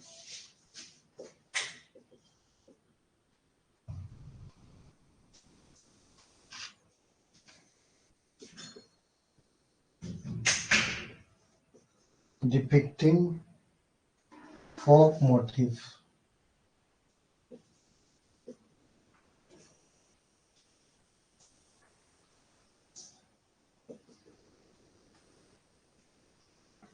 folk motifs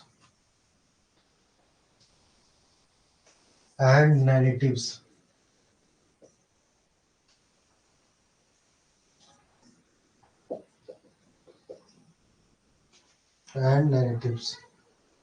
Successfully expounds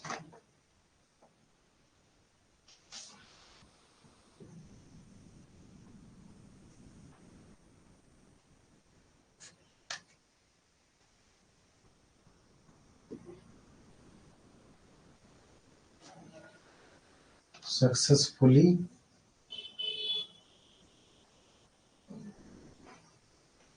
expounds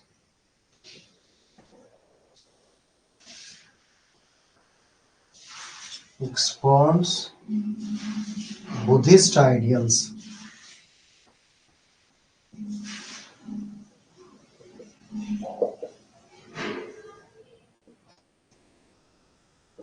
Buddhist ideals, ठीक है। Elucidate.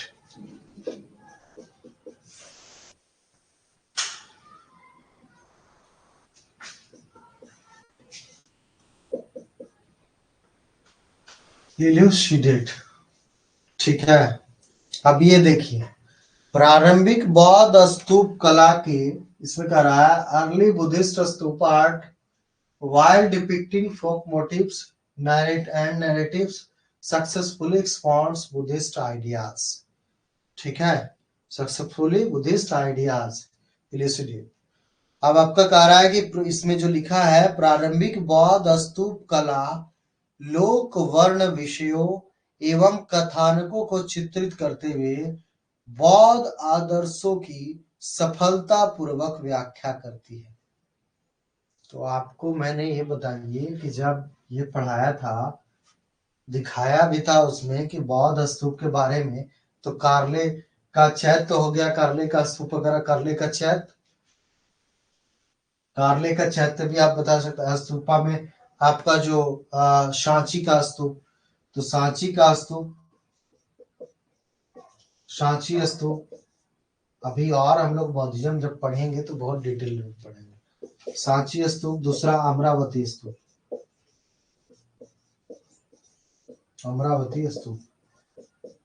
तो सांची स्तूप में आपको जैसे कि बताया था कि कैसे उसमें भी, इसमें सांची स्तूप में कम, ज्यादातर अमरावती स्तूप में मिलता है। तो अमरावती स्तूप है, उसमें कहीं ना कहीं आपको देखने को मिलेगा कि जो महात्मा बुद्ध है, महात्मा बुद्ध की पूरे जीवन की कथा को जो है वो पूरी वर्णित किया गया है पूरा अमरावती स्तूप में। यहाँ भी आपको सांची स्तूप में भी देखने को मिलेगा, ठीक है। तो अमरावती स्तूप में जैसे देखिएगा कि महात्मा बुद्ध कैसे गृह त्याग कर रहे हैं, तो गृह त्याग करने के लिए जब घोड़े से जा रहे हैं तो घोड़े को एक प्रकार से, व्हाइट घोड़े को उनको घर से निकलते हुए दिखाया गया। तो इससे क्या पता चल रहा है, अगर घर से निकलते हुए किसी व्यक्ति को घोड़े से दिखाया गया तो वो महात्मा बुद्ध को दर्शा रहा है कि महात्मा बुद्ध जो है वो गृह त्याग कर रहे हैं। चक्र की बना दिया गया, एक घोड़ा बना दिया गया, दूसरा चक्र बना दिया गया। तो चक्र के माध्यम से क्या पता चल रहा है, धर्म चक्र परिवर्तन जो सारनाथ में महात्मा बुद्ध ने जो उपदेश दिया था, फर्स्ट टाइम जो उपदेश दिया था सारनाथ में, तो वो धर्म चक्र परिवर्तन, जो है इस चक्र से पता चल रहा है, ठीक है। तो गृह त्याग हो गया, इसके बाद धर्म चक्र परिवर्तन।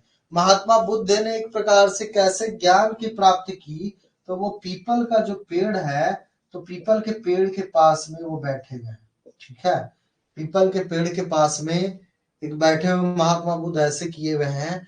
तो उससे क्या पता चल रहा है कि पीपल के पेड़ के पास बैठे हुए हैं, इसका मतलब कि महात्मा बुद्ध को ज्ञान की प्राप्ति हुई है, ठीक है।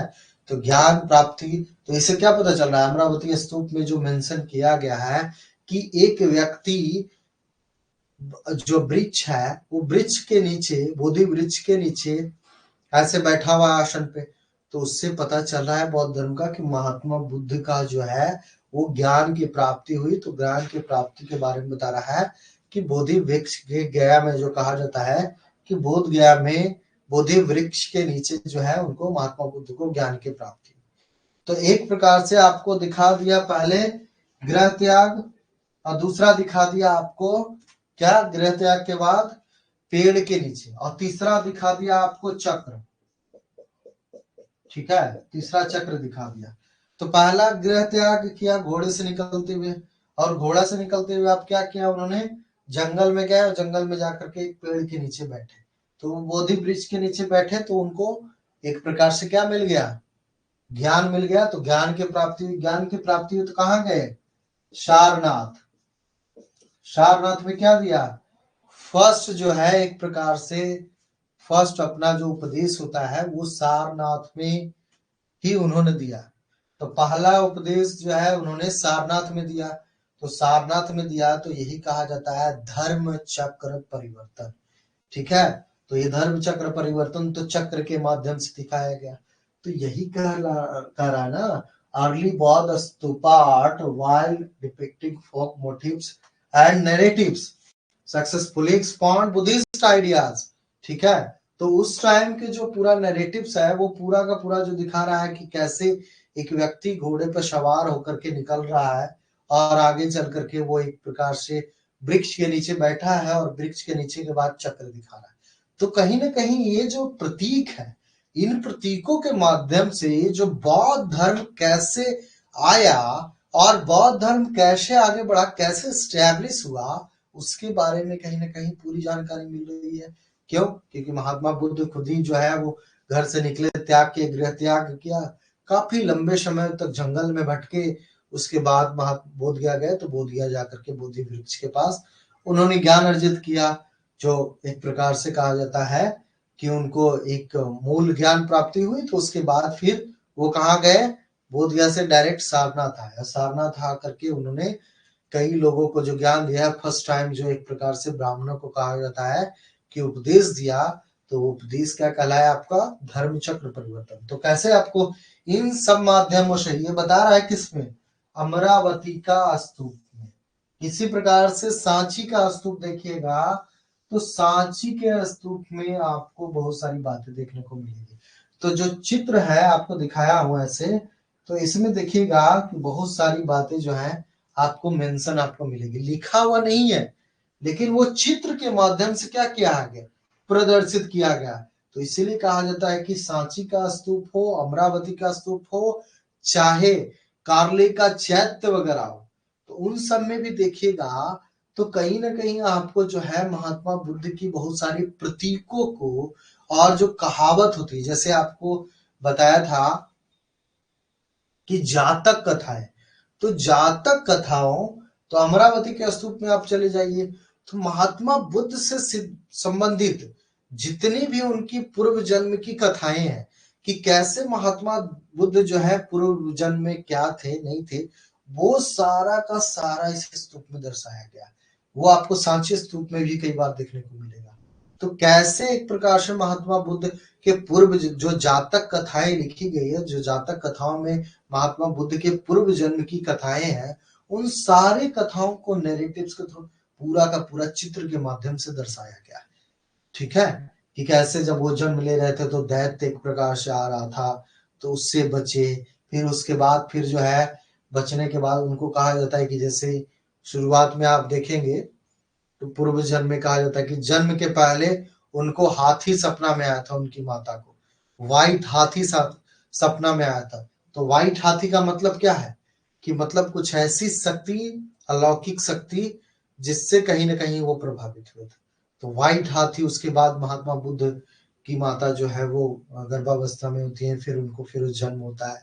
तो कहीं ना कहीं शुरुआत से ही देखा जाए तो पूरी जो महात्मा बुद्ध के पूर्व जन्म की कथाएं हैं वो आपको अमरावती स्तूप में और सांची के स्तूप और भी जो बहुत सारे स्तूप है उन सबों में आपको देखने को मिलता है, लेकिन मूल है आपका अमरावती स्तूप। तो क्या करना है, अर्ली बुद्धिस्ट स्तूप आर्ट जो है वो मोटिव्स और नैरेटिव्स, इसके माध्यम से क्या दर्शा रहा है, बुद्धिस्ट की आइडियाज ही तो दर्शा रहा है कि महात्मा बुद्ध कैसे एक प्रकार से बौद्ध धर्म को एस्टैब्लिश किए। तो एस्टैब्लिश करने के लिए उन्होंने जो पूरा संघर्ष किया कि कैसे घर को त्याग किया, गृह त्याग किया, उसके बाद जंगल में भटके, फिर पेड़ के नीचे उनको जब ज्ञान की प्राप्ति हुई, तब वो जा करके सभी लोग को एक प्रकार से कहा जाता है कि उपदेश देना शुरू किया, जिसमें सारनाथ फर्स्ट टाइम आते। तो ये सब क्या है, ये सब आपको यही तो पूरा लिखना है आपको, तो है जो आपको जो लिखा हुआ अभी मैं पढ़ाऊंगा आगे भी आपको, तो अमरावती स्तूप पूरा पढ़ाऊंगा, साची का स्तूप, तो बौद्धिज्म जो पढ़ाऊंगा तो उसमें भी आपको क्लियर हो जाएगा। हालांकि साची स्तूप के बारे में बताया हूँ, उससे भी काफी कुछ से लिख सकते हैं। अमरावती स्तूप के बारे में आगे चल करके और पढ़ाऊंगा, तो उससे भी क्लियर हो जाएगा।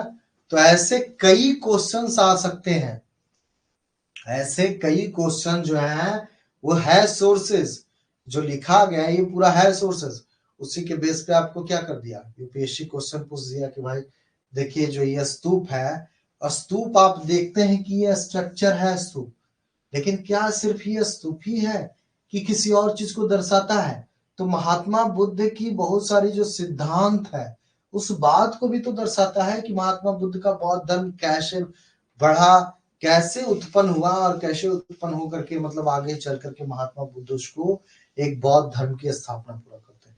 तो ये पूरा मिल रहा है महात्मा बुद्ध के पूर्व जन्म की कथाओं, तो ये नैरेटिव्स मोटिव्स क्या है, नैरेटिव्स वही तो दर्शाता है पूरा, तो कहीं ना कहीं बुद्धिस्ट आइडियाज, तो इससे पता चलता है। ठीक है, तो क्लियर है। साची स्तूप, अमरावती स्तूप, तो इसी के बारे में आपको पूछा गया, तो 200 शब्द में लिखना है, बहुत ज्यादा तो है नहीं, मूल मूल चीज आप लिख देंगे तो इसमें आपको छूटेगा भी नहीं, आंसर भी आप दे देंगे अच्छे से, और आंसर देने के बाद आपका नंबर भी बेटर आ जाएगा। तो अभी पढ़ाऊंगा आपको, जब बुद्धिज्म पढ़ाऊंगा तो बुद्धिज्म पढ़ाऊंगा तो बहुत डिटेल्ड में पढ़ाऊंगा, तो उसमें आपको जो आपका गांधार शैली वाला है वो सब भी पढ़ाऊंगा। गांधार शैली के साथ साथ आपका जो मथुरा शैली है, मथुरा शैली में भी महात्मा बुद्ध का बना हुआ है।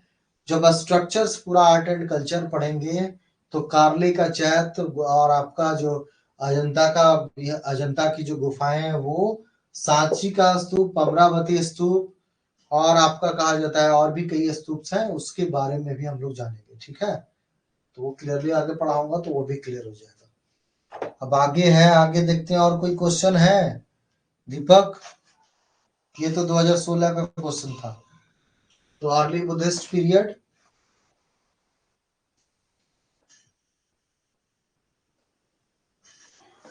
ये आपका 2016 का क्वेश्चन था, 200 वर्ड्स का।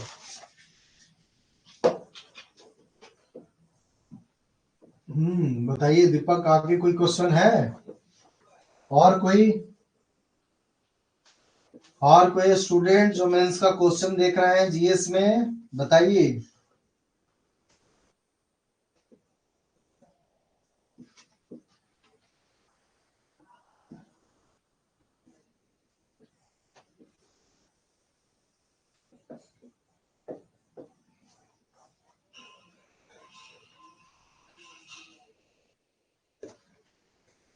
हाँ दीपक बताइए, क्या है 2015 का? 2015 का कौन सा क्वेश्चन?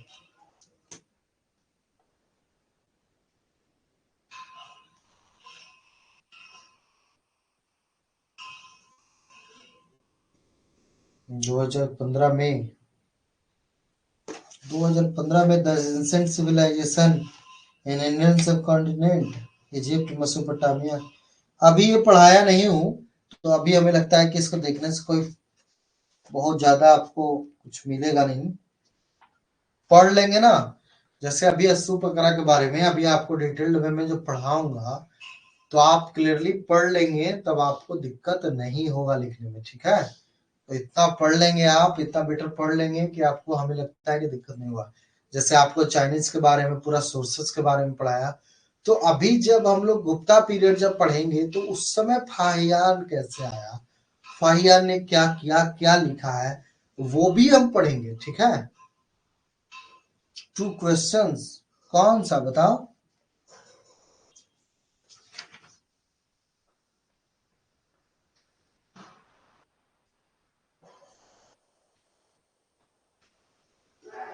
दो 2015 का मेसोलिथिक वाला, अच्छा मेसोलिथिक रॉक कट स्ट्रक्चर ना, हाँ ये इम्पोर्टेंट क्वेश्चन है आपका, ये तो पढ़ा ही चुका हूँ आपको।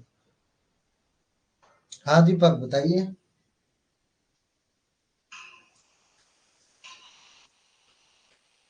नहीं कुछ बोलना। हाँ, मेसोलिथिक रॉक कट के बारे में आ गया आपका क्वेश्चन।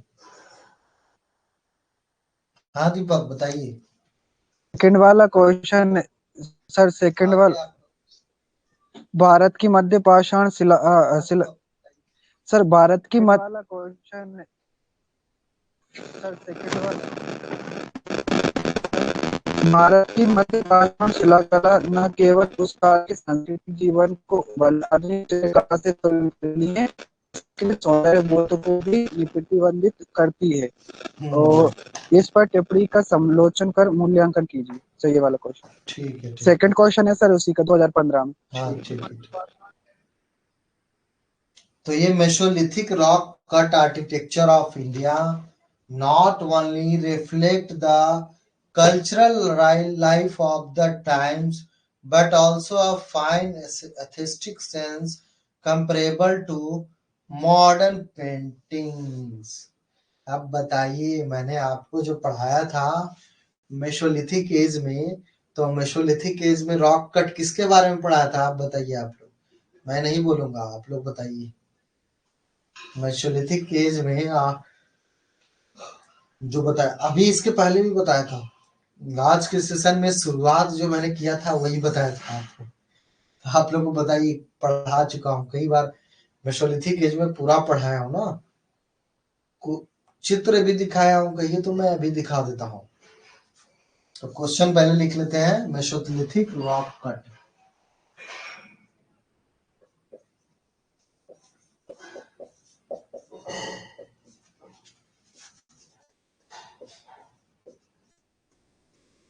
भीमबेटका की गुफा पढ़ाया हूँ ना, भीमबेटका की गुफा, सराय नाहर के साथ साथ आदमगढ़, ये सब पढ़ाया हो ना। तो भीमबेटका की गुफाएं क्या है? रॉक कट ही तो है। उन्हीं पत्थरों को तो काट करके गुफा बनाया गया था, गुफा में पेंटिंग्स बनाई गई है। तो वो पेंटिंग्स किस बात के बारे में हमें जानकारी देती है? आपको मैंने बताया भी था कि वो पेंटिंग्स कहीं ना कहीं इतना सजीव है, इतनी सजीव है, उसकी कलर आज भी इतनी चमक है कि वाकई में मॉडर्न टाइम्स की जो पेंटिंग्स है वो भी उसके सामने नहीं टिक सकता। ठीक है। अब बताइए, 25,000 साल पहले का बनाया हुआ, अभी तक वो इतना कलर, मतलब इतना सजीव वर्णन है उसका, उसका कलर इतना सुंदर है कि अभी भी उसमें कोई खराबी नहीं आई। तो वो कहीं ना कहीं संरक्षण हुआ गुफा की वजह से, तो संरक्षित की वजह से, और कलर जो है वो नेचुरल कलर यूज किया गया था, उसके वजह से क्या हुआ आपका, वो मेसोलिथिक रॉक कट जो है वो वाकई में अभी भी देखने में लगता है कि वाकई में बहुत सुंदर है। तो Mesolithic rock cut architecture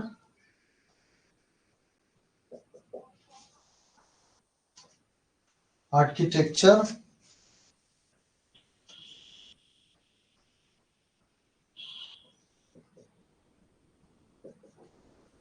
architecture ठीक है, of India,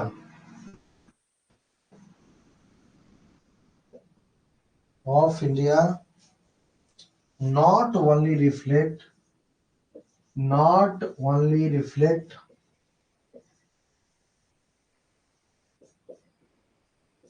not only reflect the the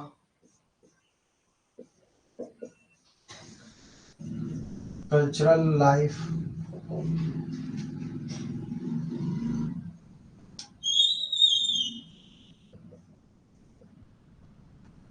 cultural life of the times of the times of the times but also a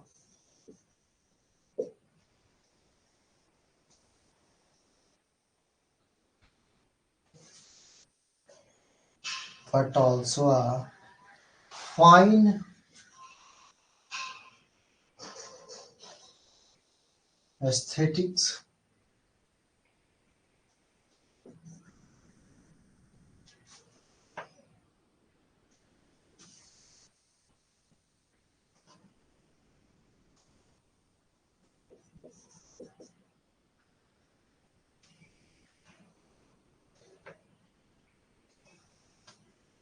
since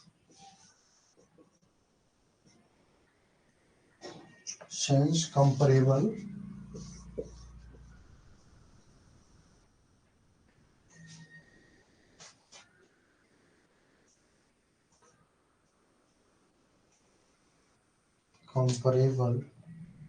to modern paintings.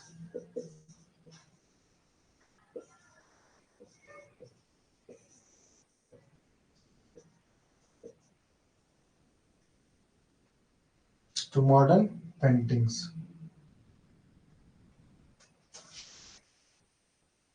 Modern painting. Modern painting. ठीक है. Modern painting.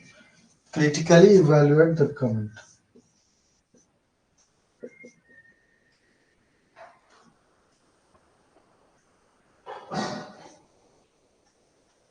Critically evaluate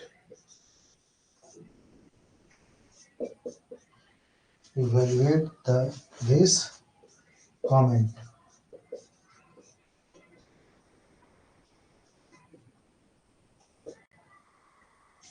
ठीक है. दिखने में इतना बड़ा question लग रहा है, लेकिन है क्या? Mesolithic rock cut. ठीक है. आर्किटेक्चर. तो मेसोलिथिक रॉक कट आर्किटेक्चर क्या है? सबसे पहले तो आपको ये देखना चाहिए मेसोलिथिक रॉक कट आर्किटेक्चर में कौन सा आएगा? जो एमपी के मध्य प्रदेश के Bhimbetka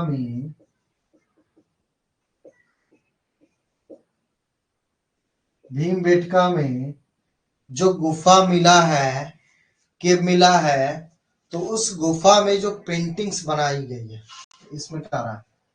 of India not only reflect the cultural life of the times. तो भीमबेटका में कैसे एक प्रकार से आपको जो है भीमबेटका की गुफाओं में जो चित्रकारी की गई है, उस चित्रकारी में क्या दिखाया गया? शिकार करते हुए, एक प्रकार से शिकार करते हुए, तीर धनुष चलाते हुए, और भी बहुत सारी जो गतिविधियां जैसे सेक्सुअल एक्टिविटीज वगैरह के बारे में कहा जाता है. साथ साथ आप देखिएगा कि वो जो पेंटिंग्स बनी हुई है, कैसे वो आग ताप रहे हैं, मतलब आग लगा करके, आग जला करके एक साथ में रह रहे हैं. तो वो कहीं ना कहीं आपको मेसोलिथिक एज का जैसे औजार बना रहे हैं, तो औजार बनाते हुए भी कई बार पेंटिंग्स है. तो वो क्या है? कल्चरल लाइफ को ही तो एक प्रकार से रिप्रेजेंट कर रहा है उस टाइम के. तो एमपी के भीमबेटका में क्या दिखा रहा है? Cultural life of the times, कि उस समय का सांस्कृतिक जीवन कैसा था. तो भीमबेटका के चित्र गुफाओं में चित्र जो बनाया गया है गुफाओं में, उससे पता चल रहा है.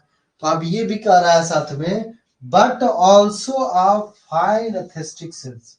अब एस्थेटिक सेंस का मतलब क्या हुआ? अब बताइए आप लोग. Aesthetic sense comparable to modern paintings. ये देखिए कैसे यूपीएससी जोड़ रही है.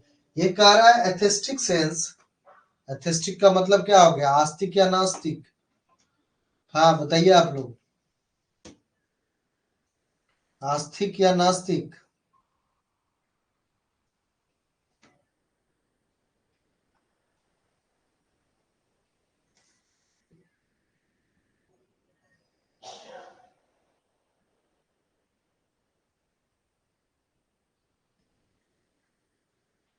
अरे जैसे आपको मॉडर्न टाइम्स में जैसे आप पढ़ेंगे, तो मॉडर्न टाइम्स में जब पढ़ाऊंगा तो ये बताऊंगा कि कैसे मॉडर्न टाइम्स में जो पेंटिंग्स हुई, तो उस पेंटिंग में देखिएगा कि भारत माता कहीं पे दर्शाया गया है. भारत माता के साथ साथ जो कहा जाता है, भारत माता के साथ साथ आप देखिएगा तो कहा जाता है कि और भी जो धार्मिक भावनाओं से रिलेटेड एक प्रकार से जो पेंटिंग्स बनाई है, वो भी आपको मॉडर्न टाइम में मिलेगा. तो बहुत सारी जो पेंटिंग्स बनाई गई है, तो इसमें जो आपका सौंदर्य की बोध के बारे में बता रहा है कि किस प्रकार से मेसोलिथिक एज में जो भीमबेटका था, भीमबेटका के साथ साथ आपको इलाहाबाद का जो सराय नहर है उसमें भी जो गुफाएं मिली है, आदमगढ़ की गुफाएं हैं, ये सब जगह पे जो गुफाएं मिली उसमें जो पेंटिंग्स बनाई गई है, तो वो पेंटिंग्स में कितनी सौंदर्य, कितनी सुंदर तरीके से बनाई गई है, जो कलर का यूज किया गया है उसकी सजीवता जो है वो आज भी बरकरार है। ऐसा लगता है कि वो अभी तरोताजा बनाया गया। तो इस बात को मैंने पहले भी आपको बताया था कि वाकई में जो भीमबेटका में जो पेंटिंग बनाई गई है, उस भीमबेटका की पेंटिंग को देखने से आश्चर्य महसूस होता है कि मेसोलिथिक एज के लोगों ने, आज से 25,000 साल पहले लोगों ने एक प्रकार से कहीं ना कहीं जो पेंटिंग बनाई है उसकी सजीवता आज भी लोगों को आश्चर्यचकित करती है। तो कैसे भला बनाया? तो उनकी जो पेंटिंग से जो कलर यूज किया गया, तो उस कलर की वजह से, और जो गुफा में एक प्रकार से जो चित्र बनाया गया, तो कही जाती है कि कहीं ना कहीं उसका लाइट वगैरह जो देखे, कलर का लाइट इतना अच्छा रिफ्लेक्ट करता है कि वो आज भी सजीव है। तो जो मॉडर्न पेंटिंग्स आपकी है, तो मॉडर्न पेंटिंग्स की अगर इवेल्यूएट अगर उसमें करेंगे तो मॉडर्न पेंटिंग्स भी आपको उसके सामने डायरेक्टली नहीं मिलेगा। मॉडर्न पेंटिंग्स में भी जैसे कहा जाता है कि आपको ब्रिटिश टाइम पीरियड में, तो ब्रिटिश टाइम पीरियड में आप देखेंगे कि ऑयल पेंटिंग होती है, तो तैल चित्र के बारे में कहा जाता है। तो ऑयल चित्र हो गया, ऑयल पेंटिंग्स हो गई, और भी जैसे आपको बहुत सारे जो भारतीय थे उन्होंने भी एक प्रकार से बहुत सारे पेंटिंग्स बनाया, जैसे भारत माता की। लेकिन उनकी पेंटिंग्स वो कहीं ना कहीं हो सकता है कि साल 100 से 200 साल में वो हो सकता है कि उसकी सजीवता जो है वो समाप्त हो जाए, जो कलर वगैरह यूज किया गया। लेकिन ये 25,000 साल पहले भी बनाया गया, उसकी सजीवता और उसकी सौंदर्य जो है वो आज भी बरकरार है। ठीक है, तो यही आपको कंपैरेटिव करके आपको दे दिया। इसलिए मैंने बोला था आपको कि कई बार जो यूपीएससी क्वेश्चन बनाती है तो एक टॉपिक से नहीं बनाती, एक टॉपिक के साथ साथ कई टॉपिक को वो क्या करेगा, इंक्लूड कर देगा, इंक्लूड करके आपको कंपैरेटिव वे में दे देगा। तो यही दो टॉपिक आपको देखिए कंपैरेटिव वे में है, एक मॉडर्न टाइम की paintings, modern paintings comparable to modern paintings, और आपका मेसोलिथिक रॉड का, मतलब एंशिएंट टाइम का और मॉडर्न टाइम का, तो दोनों का आर्ट है उसको कंपैरिजन करके आपको देना है। तो हालांकि क्रिटिकली आपको बोला गया है कि क्रिटिकली इवेल्युएट करें, तो आलोचनात्मक रूप में दोनों को आपको समान रूप में आलोचना करना है। जैसे इसकी भी अपनी एक प्रकार से सीमाएं हैं कि भीमबेटका की गुफाओं में बनाया गया तो जरूर, लेकिन बहुत ज्यादा पेंटिंग्स नहीं मिलता है। अगर आप देखेंगे तो पेंटिंग्स जो मिला है, तो पेंटिंग्स क्या है, तीर ले रहा है, तलवार तीर लिए हुए है और एक प्रकार से जानवर को दिखा रहा है, तो सीधा सीधी ऐसे आदमी का चित्र बना दिया गया और ऐसे जानवर का बना दिया। ठीक है, तो ये पूरे पर क्लियर नहीं है, लेकिन फिर भी आप इसको आलोचनात्मक में कह सकते हैं। अब इस समय देखिएगा तो मॉडर्न टाइम में जो बनाई गई है, तो जो कलर वगैरह का यूज किया गया, जो सौंदर्य एक प्रकार से यूज किया गया है, वो कहीं ना कहीं आपको थोड़ा सा बेटर आपको मिलेगा स्टार्टिंग में। मॉडर्न टाइम्स में जो है, जैसे भारत माता की बना रहा है तो उसकी पूरी पिक्चर्स आपको क्लियरली आपको नजर आता है, लेकिन इस टाइम में पिक्चर्स आपको क्लियर नहीं आता नहीं। तो दोनों में अंतर भी है, और दोनों में कई बार जो है डिफरेंसेस भी, जो डिफरेंसेस है वो बहुत बड़ी डिफरेंसेस है। अगर कलर को लेकर के देखें तो कलर के कारण इसकी सजीवता के लिए जाना जाता है, जबकि मॉडर्न टाइम की पेंटिंग्स आपको सजीवता के लिए नहीं जाना जाता है। ठीक है, वो कहीं ना कहीं ज्यादातर जो कलर यूज किया गया है वो आपका केमिकल्स कलर है।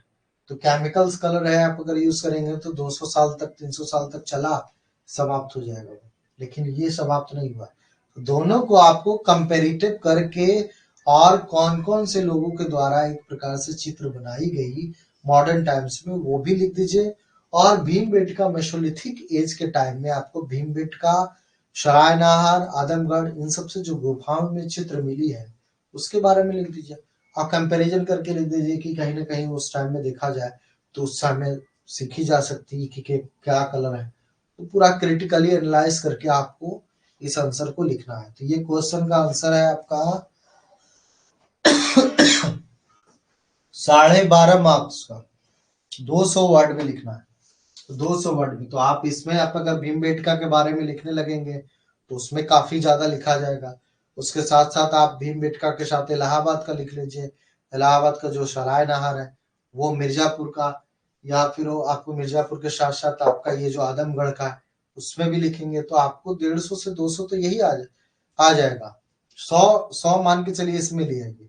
100 के बाद मॉडर्न टाइम की पेंटिंग्स जिन्होंने अलग अलग लोगों ने एक प्रकार से जो बनाया है, तो इसमें कहा भी जाता है कि जैसे राजा रवि वर्मा के बारे में कि रवि वर्मा जैसे तैल चित्र ऑयल पेंटिंग्स बनाए।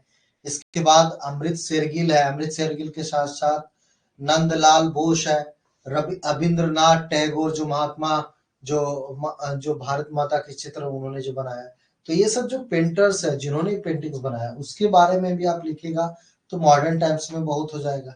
जब मॉडर्न टाइम्स पढ़ाऊंगा तो पेंटिंग्स भी पढ़ाऊंगा तो उससे आपको क्लियर हो जाएगा। ठीक है, तो आप फिर क्या करेंगे, एक जो भीमबेटका ये सब जो मेसोलिथिक बता दिया, मेसोलिथिक पढ़ा दिया वो और मॉडर्न टाइम के आप पढ़ लेंगे तो दोनों कंपैरिजन करके बेटर तरीका से आप आंसर लिख सकते हैं।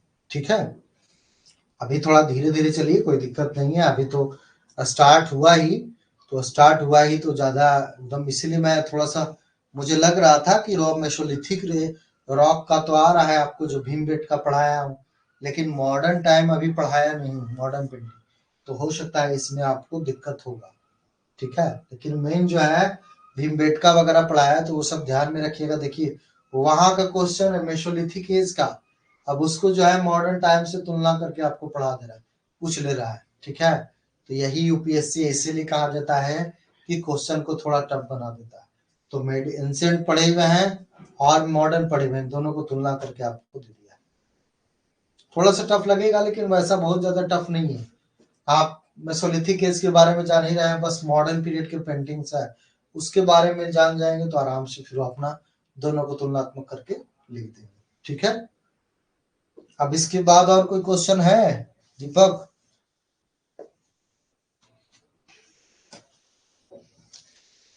तो सब हो जाएगा, अभी बहुत सारी क्वेश्चंस हैं। अच्छा टाइम हो गया, अच्छा टाइम हो गया, वो कोई बात नहीं, तो अब क्लियर हो गया, कम से कम जो पढ़ रहे हैं वो चीजें आ रही है ना। अभी तो मात्र 2 यूनिट पढ़ा है आपने, 2 यूनिट में कितना क्वेश्चन होता होगा। मंडे को क्लास, मंडे को कुछ छुट्टी है क्या?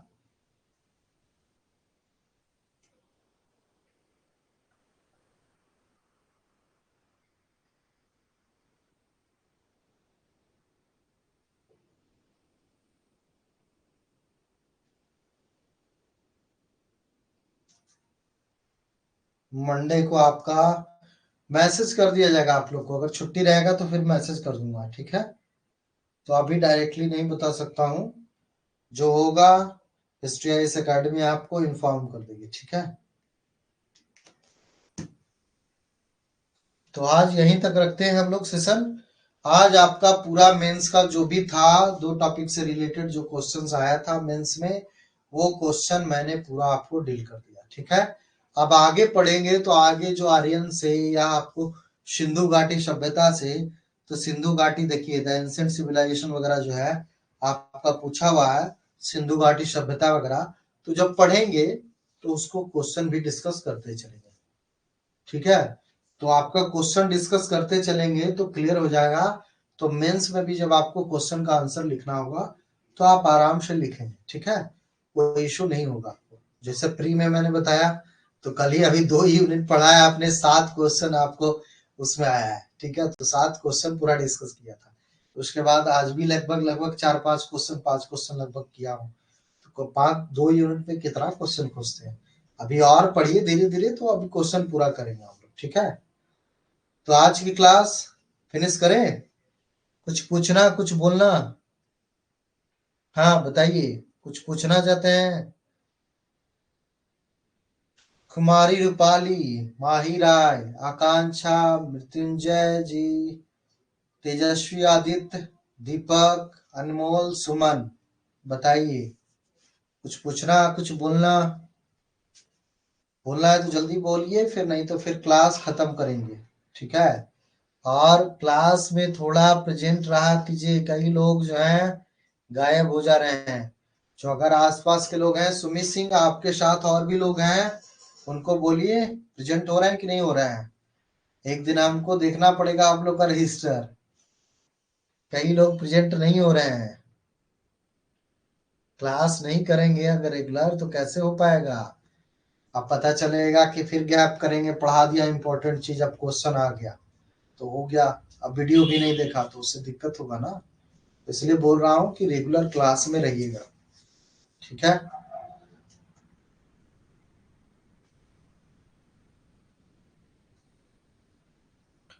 ठीक है, तो फिर आज की क्लास फिनिश करते हैं।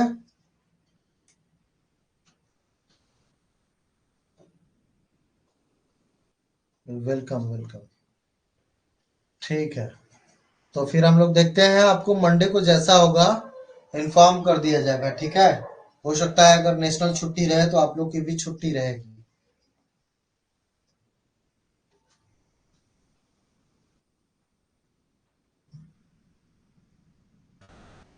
ठीक है, तो क्लास फिनिश कर रहे हैं।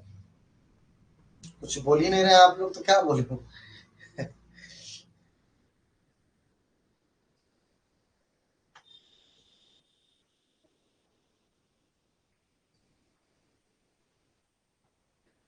ठीक है, क्लास फिनिश कर रहा हूँ, लास्ट।